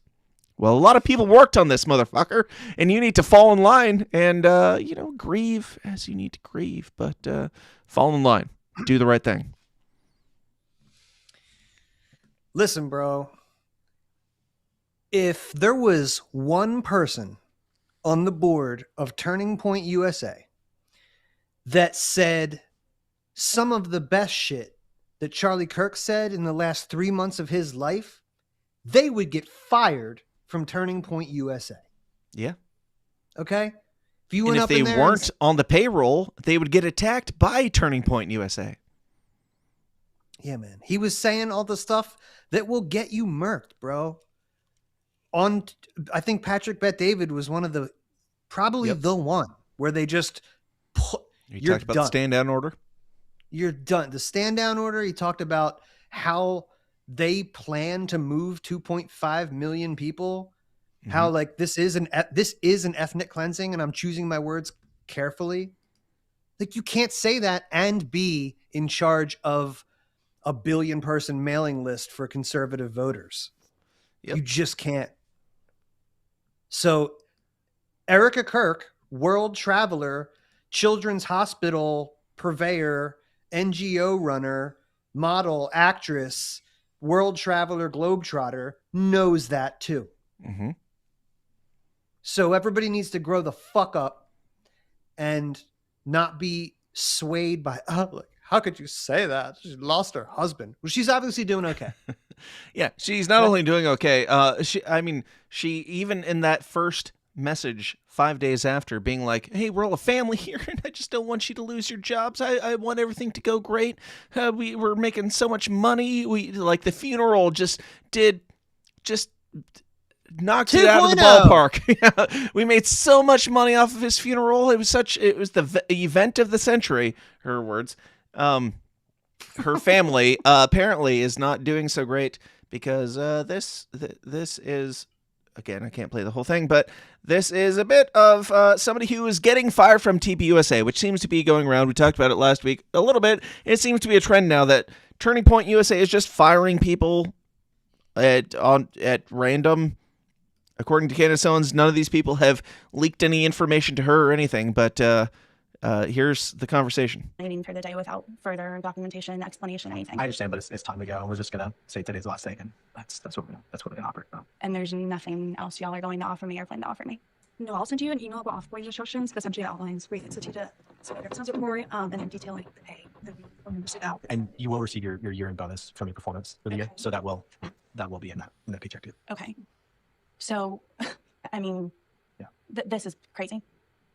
Yeah, I understand where you're coming from. No, and I know you're going to keep saying that in advance. Like, I know that. No, I know. And I know there's probably no magic string of words that I could piece together to procure some type of answer, but I think on a surface level, like, I'm not going to walk out of here until I say my piece. Like, I mean, y'all know this. I just worked a series of 80, 90-hour weeks plus for Ampfest. Yeah, I've had no direction or explanation since we've come back. Our CEO has been assassinated. I've done nothing but bend over backwards for this organization to the point where I'm wondering if this is a prank. It's not a prank. I would never do that. So I'm just trying to understand. And I understand. It's time to. So do I get to have a conversation with Owen? Do I get to have a conversation with Justin or anybody? Or nope. No. That's kind of the idea. And this was shared by I thought this was funny.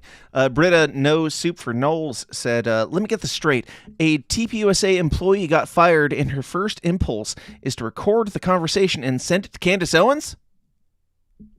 That's yeah, what part of that sentence doesn't make sense to you? Of course, I'm going to, after the new CEO, Erika Kirk, tells me our biggest importance is family. We're all a family here. We're family, and we got to stay together, keep this family together, and I don't want you to lose your jobs. And then they start firing people at random, and then you get called into the office, and it seems like things are going that way. Of course, I'm going to hit record immediately. And once I'm done hitting record and getting that and packing up all my shit for the job that I have bent over backwards where my boss was just assassinated and somebody else took over and then suddenly I'm getting fired. That's the main thing in this video, is that they will not give her any reason. She's not allowed to talk to anybody else. She's not allowed to go ask questions. They have no information other than you're fired. That's it. Pardon me for wondering where the family line is. And, if I was an employee, of course, if I'm called into the office where the family system, this hardcore bond is breaking down and things are looking suspicious, and I'm called into the office while people are getting fired, I'm going to hit record, and as soon as I'm done, I'm sending that to Candace Owens. And I would recommend that anybody else do the same. If you are working for TPUSA and you're called in there, send it to Candace Owens after, because I can't do anything with it, and you can't do anything with it. You're just a stooge.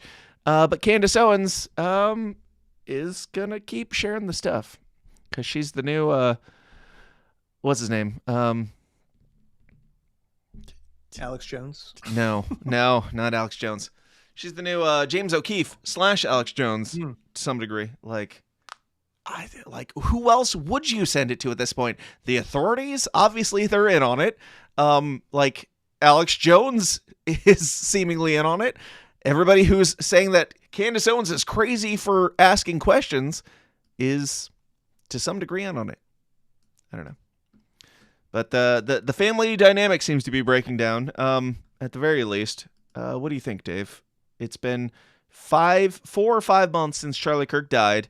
5 days after Erika Kirk took office and said, we're all a big family here. Now they're just canning people left and right, apparently. File that in the case, bro. Building it up. Think we got a solid one here. Yep. You know what I mean? I really do. Yeah, if the conspiracy board is like 2 dots with a line between them, we're not going to talk about it on the show.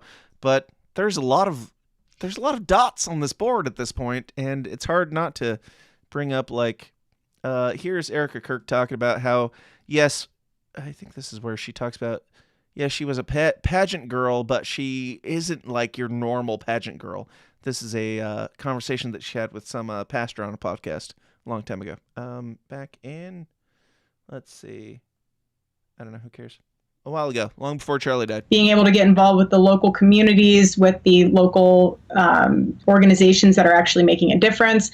So the pageant world for me was something that was not a form of narcissism. It was more along the terms of being a steward for my state, especially as it hit our 100th year celebration. And so I looked at it a little bit differently, and I looked at it more as a branding opportunity rather than like those other girls. Just being a typical. Yeah, I'm not like those other girls. And also, I'm not just like your normal narcissistic pageant queen.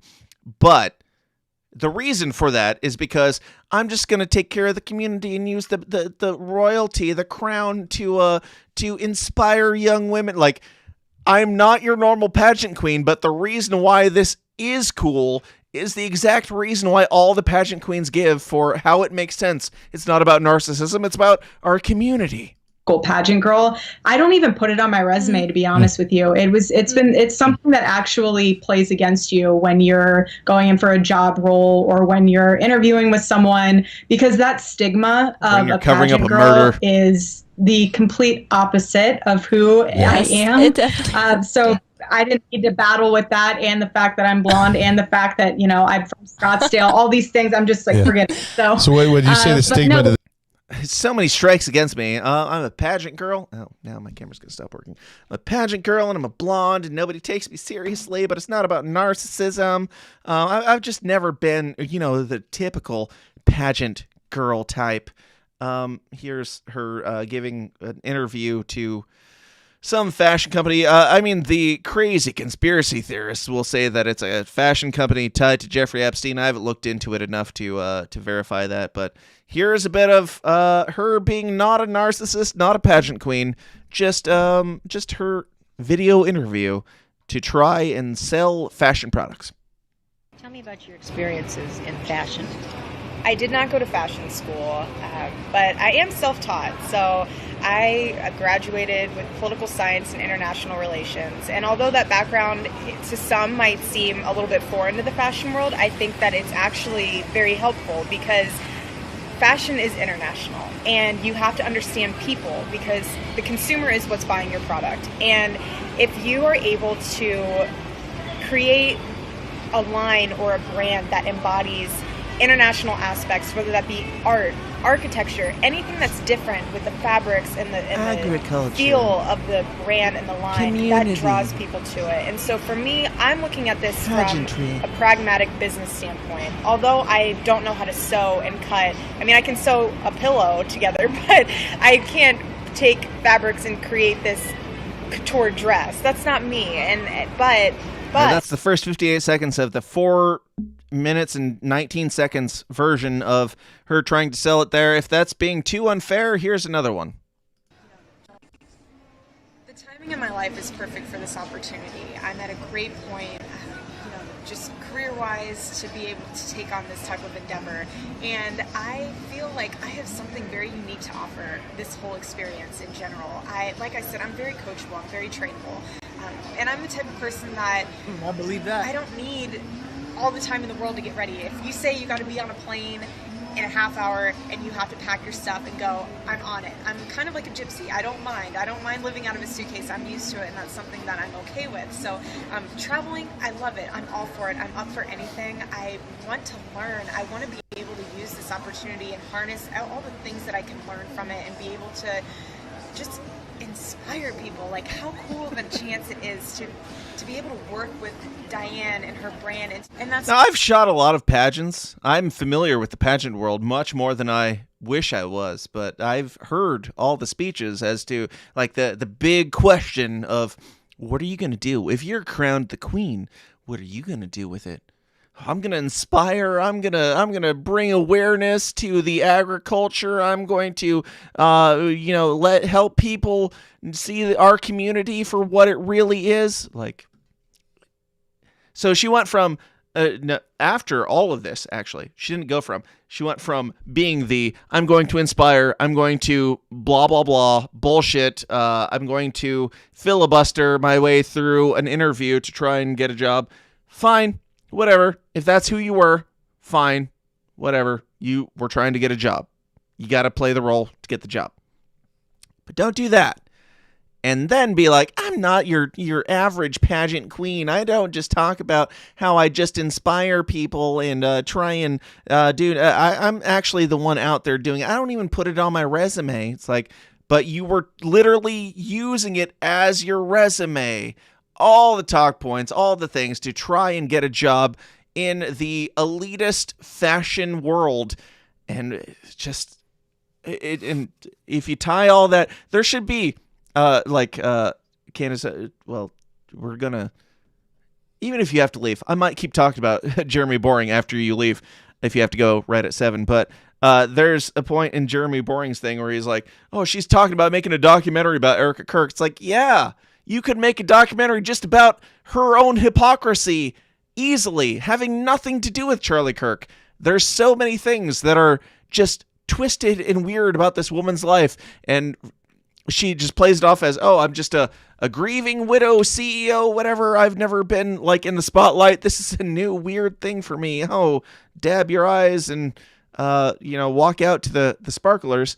She is a pageant woman through and through who has used it to her benefit to try and get jobs in elitist positions. She says that she didn't date and didn't drink, and those are both false because there's conversations with her and her ex-boyfriend dating, partying, living it up. Like, something's off. I'm still not saying Erika Kirk killed Charlie. I'm just saying Erika Kirk is a liar all around and a fraud and a fake and a kind of a piece of shit human. And if she had been the CEO of Turning Point USA from the get-go, I would have the same opinion as I do now. I don't have any reason to think that she had anything to do with Charlie Kirk in his assassination, other than she's really got her pageant thing going now, and she's really exploded that career that she seems to have always wanted and also never wanted. Any thoughts, Dave? Yeah, I kind of put her in the same category of Trump in this way, where I don't care that you're either for this and participate, a witting participant, or you're being blackmailed and you're forced into this under threat of whatever. But she does seem like she's enjoying it more than Tim Pool, right? She's having a good time. And yeah, to your point, looks like she's been seeking, fame or what, maybe not fame, but like just living a life of luxury. Seems like that's always been very important to her. And man, what just a kind of a great bullshit artist. She just kept saying stuff without saying anything, and completely untrained, seeming, for the job. She's, I don't know anything about fashion or like how to make any dresses or anything, but I do like wearing them, and I think I have good taste. Like, okay. And I'm an ambassador for, I've been like, I like to inspire people. Yep. Okay. What is it you'd say you do here? We've got a great role for you, actually. Fashionable, conservative, We've got a great role. Role of have you ever been to Israel by chance? Let's go.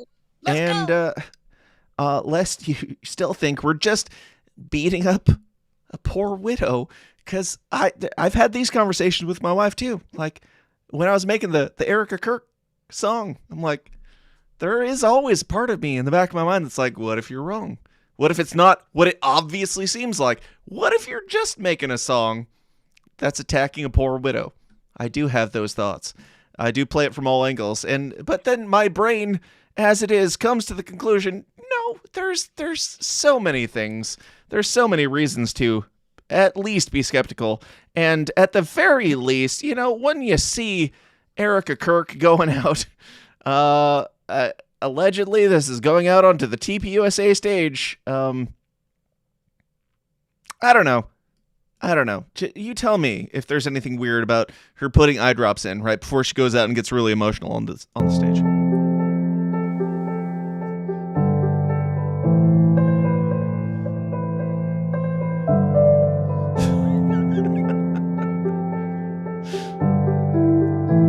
She's already dabbing her eyes from the eye drops she just put in.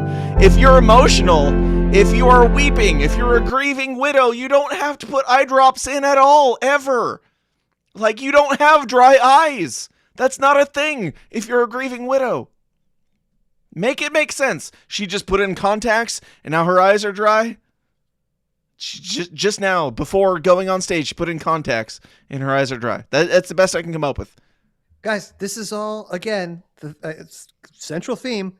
It's all so fake and gay. Have you ever one time seen... Look, I'm going to be honest with you guys. I'm a crier, right? And when I get up, if I was like a... Nazi fags. Thank you. You ever... Like, you'd be fucking shit, like losing your shit. You have no breath. You're turning red. It's not good looking. You know what I'm saying? She's not grieving. That's what mourning looks like. It's not pretty. And I've just never seen her at all like that. Oh, people grieve differently. Shut the fuck up. You haven't. Show me one sign that you've grieved. All I've seen is you dry your already dry eyes. What a fake bitch. Sorry. It's the truth. Yeah, That's and let's just breeze through a couple more of these things. This is Erika. What's her old name? France Fee or something? I don't know. Erika Kirk interviewing. Nope. Not the confetti button. Where are we at? Nope. Not that. Here we go. All right. This is Erika Kirk doing some sort of interview, Wake Up America show, which is oddly the same name as Austin Peterson's show. But here she is interviewing just some dude from the CIA and asking him about EMPs. I'm Erika Franzwe, the host of Millennials Rock, and I'm here today with the incredible Dr. Peter Pry. He is the Executive Director of the Task Force on National and Homeland Security and Director of the U.S. Nuclear Strategy Forum, both congressional advisory boards. He has served on the Congression EMP Commission, the Congression Strategic Posture Commission, the House Armed Services Committee, and the CIA. He is Already also painful. the author of Apocalypse Unknown. Thank you so much. I'm in. Well, thank you for having me too. Why are they so close? This is vitally important. Oh, it's weirder because she interviews him again and they're even closer, Dave. Here she is interviewing thank you for again. watching the Webathon live here on Wake Up Media Network. I'm sitting here with Dr. Peter Pry, and this is my second interview with you, so I'm so glad that you're back here sitting with me talking about EMP stuff. Well, thank you so much for having me back. I love to be interviewed by you. Oh, well, thank you. They And fucked. They fucked. I love to be interviewed by you. Why? Why, sir? Do Sorry. you love to be interviewed by her? She's a high-level escort who fucks CIA guys and honeypots people. Sorry, that's what she does. Yeah.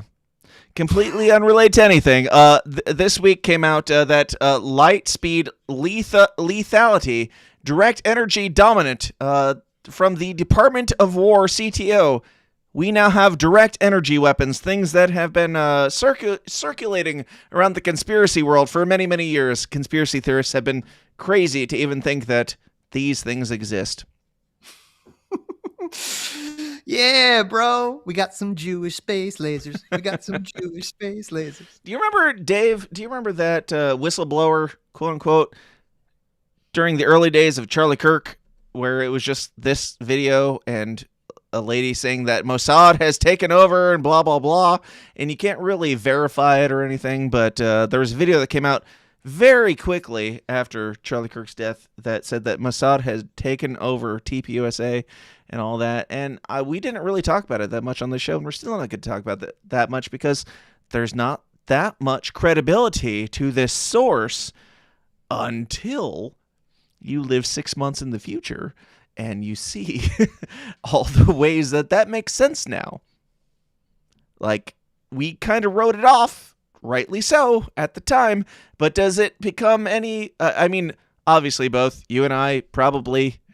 It raised an eyebrow at the time, but you can't really put too much stock into it. Has it changed since all of this stuff has come out? Erika Kirk, family, and firing people and attacking... or like telling Candace Owens to stop and sending out cease and desists and trying to, bring a speedy trial to bring it all to a close. Does that bring any more credibility to that uncredible source? The opposite, Gumshoe. File that in your case. So no? It's not looking good. Yeah.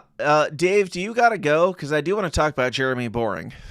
I'm already bored. I do have to go. Okay. All right. You're gonna talk about Jeremy Boring fucking right after all that shit, the ICE shit and the Erika Kirk stuff. You're gonna go talk about that absolute douche nozzle. It's a natural segue because Jeremy Boring's going to talk about Candace Owens and all that stuff. And he just had this big expose on the trigonometry guys, and it's his first interview that he's ever done. We haven't even brought up that Kanye West, Groundhog's Day, apologized to the Jews again. That was supposed to be the after party if we did one, but we got to at least talk about Jeremy Boring. I will talk about it. You can go. It's fine. Tell people where they can find you, Dave. Any final thoughts you got? Yep, final thoughts. I saw Bud Garrett pop up in the beginning Downers Club, and I want to say I love that dude, and I'm glad he's in the club.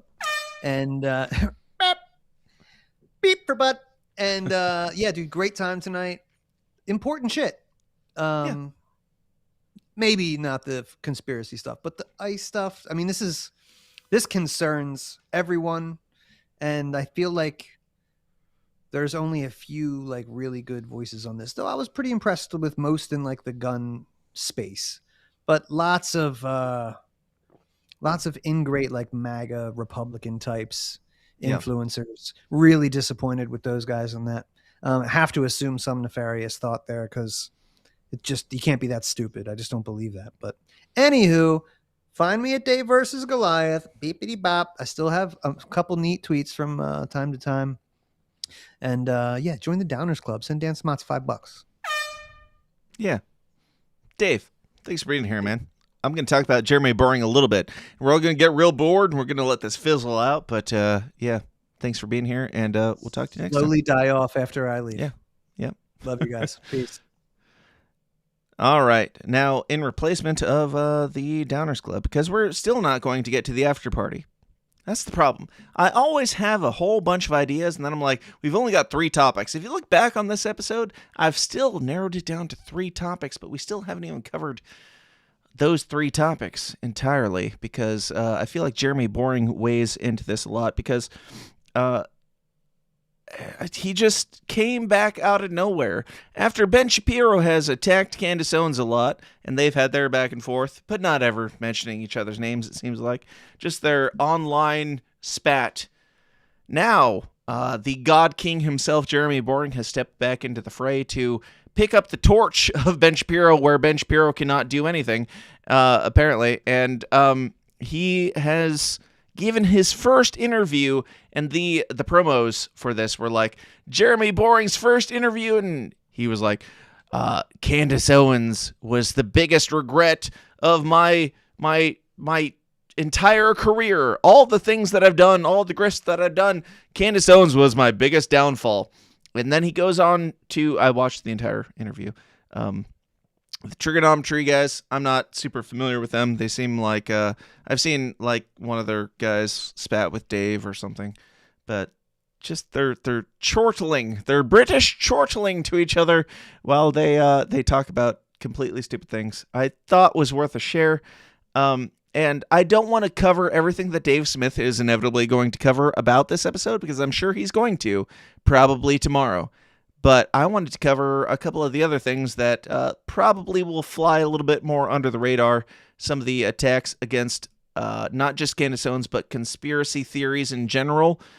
he has come back to defend Ben Shapiro's honor and the Daily Wire's honor. And the first one here is about the crazy conspiracy theorists, the Illuminati, Trump, and all that. And you know me, I try to play the devil's advocate on all things, and I always end up in the camp of crazy conspiracy theorists at the end of the day, because that's where the breadcrumbs lead to. I don't want them, but here we are. Jeremy Boring talking about us, I guess. Because I think a lot of it is, there's a sort of feeling on the right that I certainly see, that people feel like the world is moving in a direction they really don't like. Mm-hmm.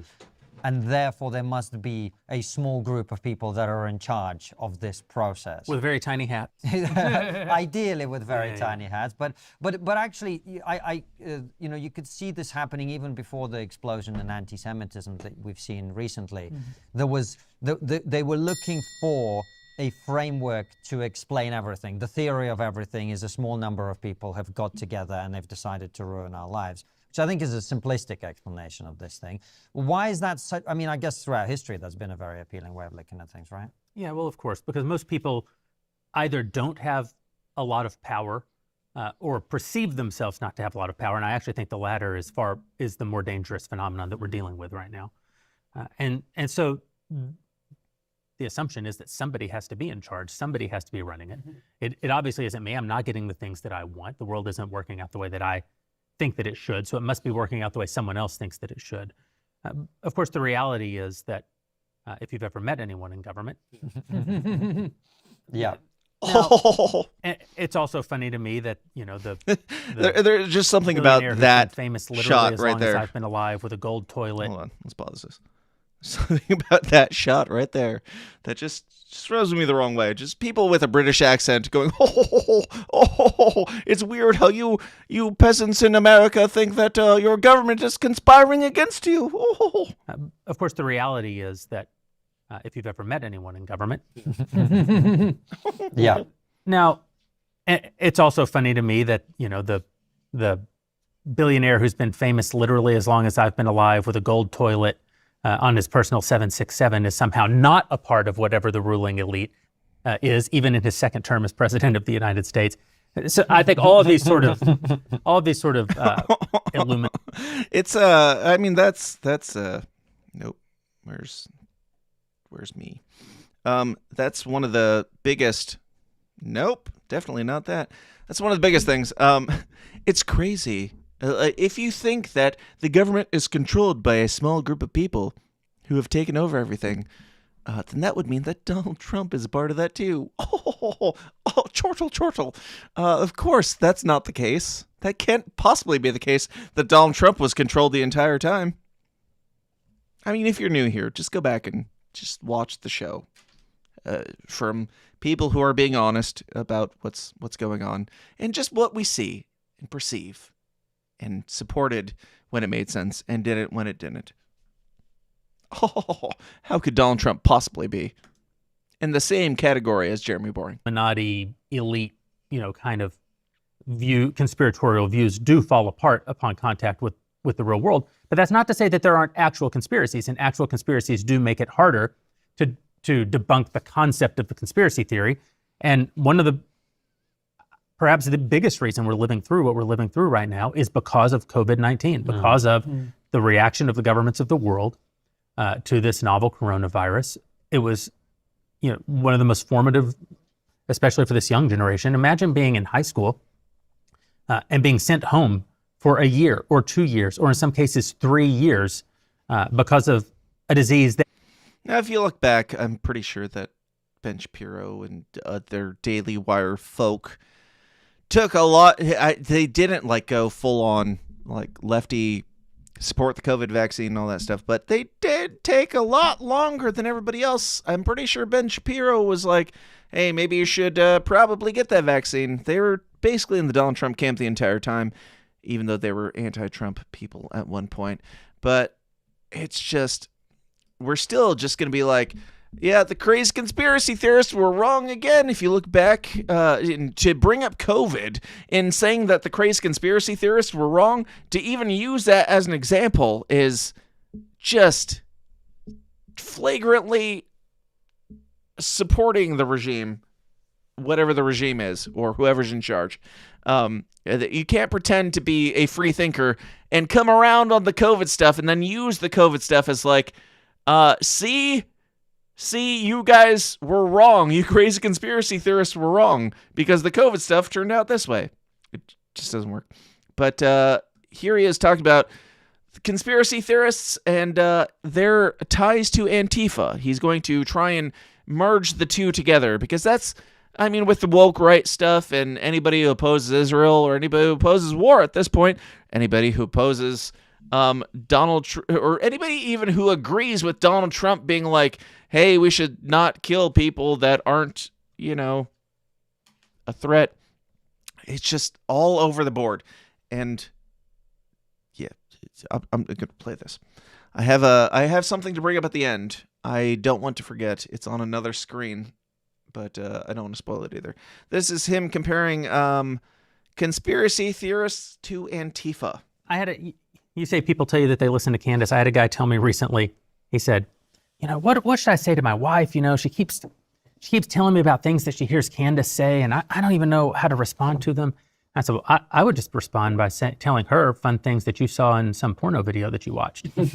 He said, whoa, what are you talking about? I said, well, the same level of shame should accompany both statements. Like, one should be ashamed to say publicly that they're watching Candace Owens now. And Candace Owens, who clip I was thinking it was, is at war with the widow of her purported best friend, Charlie Kirk. This is so far beyond the pale. The fact that people can say with a straight face, oh, yeah, well, what do you make of what Candace said? What I make of it is that it is a kind of pornography. It is rhetorical pornography. It does the same thing that regular pornography does. It titillates, it stimulates, it's slightly naughty. It's great for getting clicks, and it makes tons of money on the internet. And you shouldn't be able to look at it if you're under 18. Or Candace Owens is pornography. Now, that's what we're going with. We've had Jordan Peterson saying, oh, anybody who's on Team Anti-Israel, he wouldn't even say that much, but is a psychopath. All these people on Twitter are psychopaths. Now, if you even watch Candace Owens, it's equivalent to you watching hardcore pornography. And if your wife comes to you and says, Candace Owens is making some sense, your response as a man should be, well, from the conservative influencer, your response should be, let me tell you about my pornography habits. Because that's the same thing to conservative influencer CEO Jeremy Boring. If you listen to Candace Owens, it is the same as watching pornography. Or if your wife does, it's the same thing. Again, that's not the clip that I meant to bring up. It was the Antifa clip, which I also have here. And I'm pretty sure this is the right one. Here we go. In the post-war consensus, it is a vision to have a post-liberal West. At the fringes, they talk about this fairly openly, post-liberalism, and sort of a reduction in human freedom because they blame human freedom for the excesses of the West over the last generation or two generations.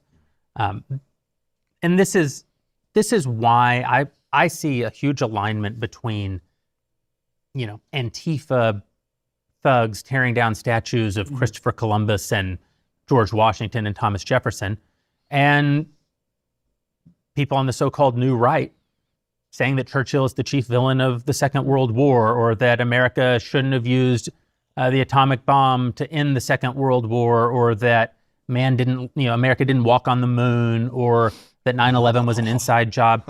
That's just rhetorically tearing down our statues in the same way that Antifa is physically tearing down our statues. It's saying that the narrative structure on which the country is premised, or more broadly, the West is premised.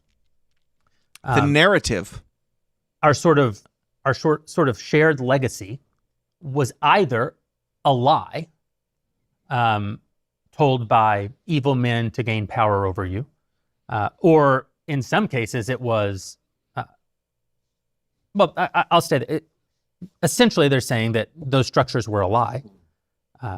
And therefore, there is nothing to conserve. That's why I think it's a fundamentally All right, shut up. So if you have any questions around any of the mainstream narratives on 9/11, the moon landing, Charlie Kirk, any of this stuff, you are just tearing down the statues of our brand, our American heritage.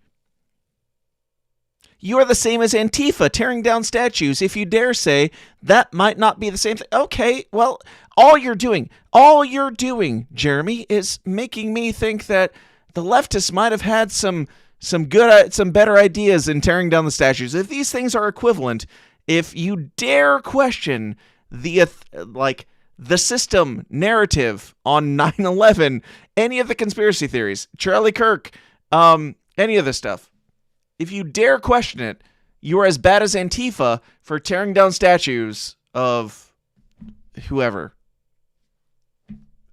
Teddy Roosevelt or something. Let me know what you guys think about it. Are these things the same? Because it seems to me like the the establishment always gets the upper hand in defining the narrative, determining the narrative, outlawing the opposite of the narrative, or at best, or at least demonizing the opposite of the narrative. Either you're a terrorist sympathizer, you're Antifa if you dare question anything at all. If you're a conspiracy theorist, if you question Charlie Kirk, you're the same as Antifa because you're breaking down the American heritage that was Charlie Kirk dying or whatever. You're tearing down the Charlie Kirk statue. That's not at all the American ideal. The American ideal is the thing that we were dealing with, the oppression that we were dealing with, be it spiritual, like religious, or political, or whatever. We're going to go over here and do this other thing. We're going to do this experiment where we talk about ideas and have this democracy or whatever. And now we're to the point where the right-wingers are like, no guns, stop talking about conspiracy theories. If you do, you're a left-winger. If you think that the government that we spent the last 2 decades saying is a democratic government that's trying to just trash Trump and trying to squash, you're always the victim and always strong and independent. You're a fucking feminist piece of shit. Republicans, respectfully. You're exactly the same. You're the woke right. You're always the one who's being attacked, and you're always the tough guy who's going to go in and bomb the shit out of somebody until freedom comes to the world or something.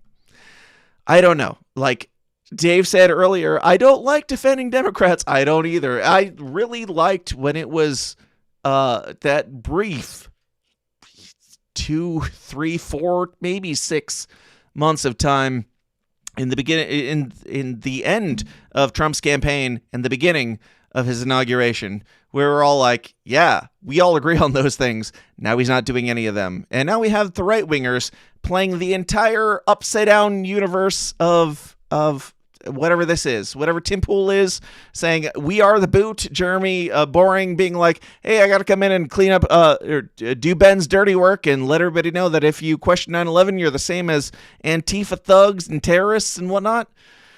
That's where the right wing is at. And I don't like to be the voice of bad news or anything. I don't like to divide any movement that's doing anything productive. And I have no intention of propping up any movement that's only tearing down people who are doing the work. And it's just all completely inverted to the point where now we have the actual woke right tearing down anybody trying to do the work or trying to be creative, trying to ask questions, trying to make things. If you do that and it goes at all against the regime, the current system that is in place, the right-wingers will attack you. So if you find yourself leaning a little bit more left these days, don't worry. It doesn't make you a leftist. It just makes the right retarded right now. And they're going to be not retarded as soon as the left is in power. Then they're going to make a whole lot of sense again. And the left wing will be completely retarded again. It's just a pendulum swinging, and it's just swinging faster than we're used to it swinging. So we gotta keep up with the times. And I'm going to end on this. This is J.P. Sears, who was extremely relevant a few years ago, and it seems like he's got a commentary here that we'll end on that I think pretty well sums all this up. Here we go. I mean, look, I don't know what else you people want from me. I've got an American flag. It's really big, for crying out loud. Like, just stop with all the hateful comments. They used to like me. I'd say stuff and they'd just agree. I don't know what the is going on anymore. Hold on, I just need to check my tweet, make sure I got mad at the right people. This, comments, shit. Got it wrong again. Tell me what you think of this tweet. I'm all for ICE doing their job. This is what I voted for. No, that's too strong. No, what about, we need border security, but this isn't the right way to do it. No, I mean, that's too weak. Okay, I think I got it. ICE was wrong. 3 shots to the face was too many. 1, maybe 2 would have been enough. No, I mean, I don't care either way. It's just, what's the position on this for us? It's hard making conservative content now. Everything you say, there's going to be a rageful mob attacking you. What, the libs? No, the conservatives. It's very stressful. Liberals have been leaving us alone, though. Hey, where do we stand on this take over Greenland thing? It's a wild claim. Candace says she doesn't know, but she knows. What do you think that means? I catch hell for every piece of content I make. Like, there's no winning positions you can take with these people. With my people. These whatever they are. Okay, I think this will be a safe tweet. We should bomb Iran because the regime kills protesters. Okay, that's wrong. Delete that. We should not bomb Iran because Israel wants us to. Okay, also wrong. We should not bomb Italy? Should be a safer take. I never thought I'd live in a time where Trump supporters would hate you for supporting Trump. Well, they do. A lot of the time. Oh, dude, Dan Bongino's coming back on air. Oh, we hate Dan Bongino now? Is Erika Kirk a CIA asset? I don't know. But Candace said that Charlie came to her in a dream and told her. And I thought it was a credible source. Kind of a direct quote. Your nuanced position on Israel should come down to, do you hate Tucker Carlson or do you hate Ben Shapiro? That's enough. That's not even half of it. But go support JP Sears because he's still keeping it real. He's still poking fun at all the right people. And all the right people are anybody who is not telling the truth. That is it. There are very few people who have not still, probably the people that have not made a career yet off of just doing this. I mean, like your Dave Smiths and whatever, they're making money. But he's mostly making money off of his tours that he's doing. People who are just doing the truth-telling for a living, and they're trying to make money off of it, end up in the politician camp. They end up in the, 3 episodes a day camp, the 24-hour news cycle, which turns them into the dinosaur media that they set out to oppose long, long ago. So, just use your own discernment and support people that are still being honest, even when it's uncomfortable, even when it's unpopular, even when it's unkind, and we're all being called communists and left-wingers now because we dare think that it's wrong to, murder U.S. citizens in cold blood because they disagree with your politics, or, covering up the Epstein pedophile files. If you disagree with any of that, then you're a left-winger. This is the same playbook that it's always been. It's nothing new. There is never anything new underneath the sun of U.S. politics other than it just inverts. I just didn't expect it to invert so quickly, so rapidly, so fast that Republicans are now the anti-gun guys. Your guy was Kyle Rittenhouse yesterday. You just make it make sense, and we'll talk next time. Thank you all for hanging out, and we'll talk to you then. Sorry, no after party.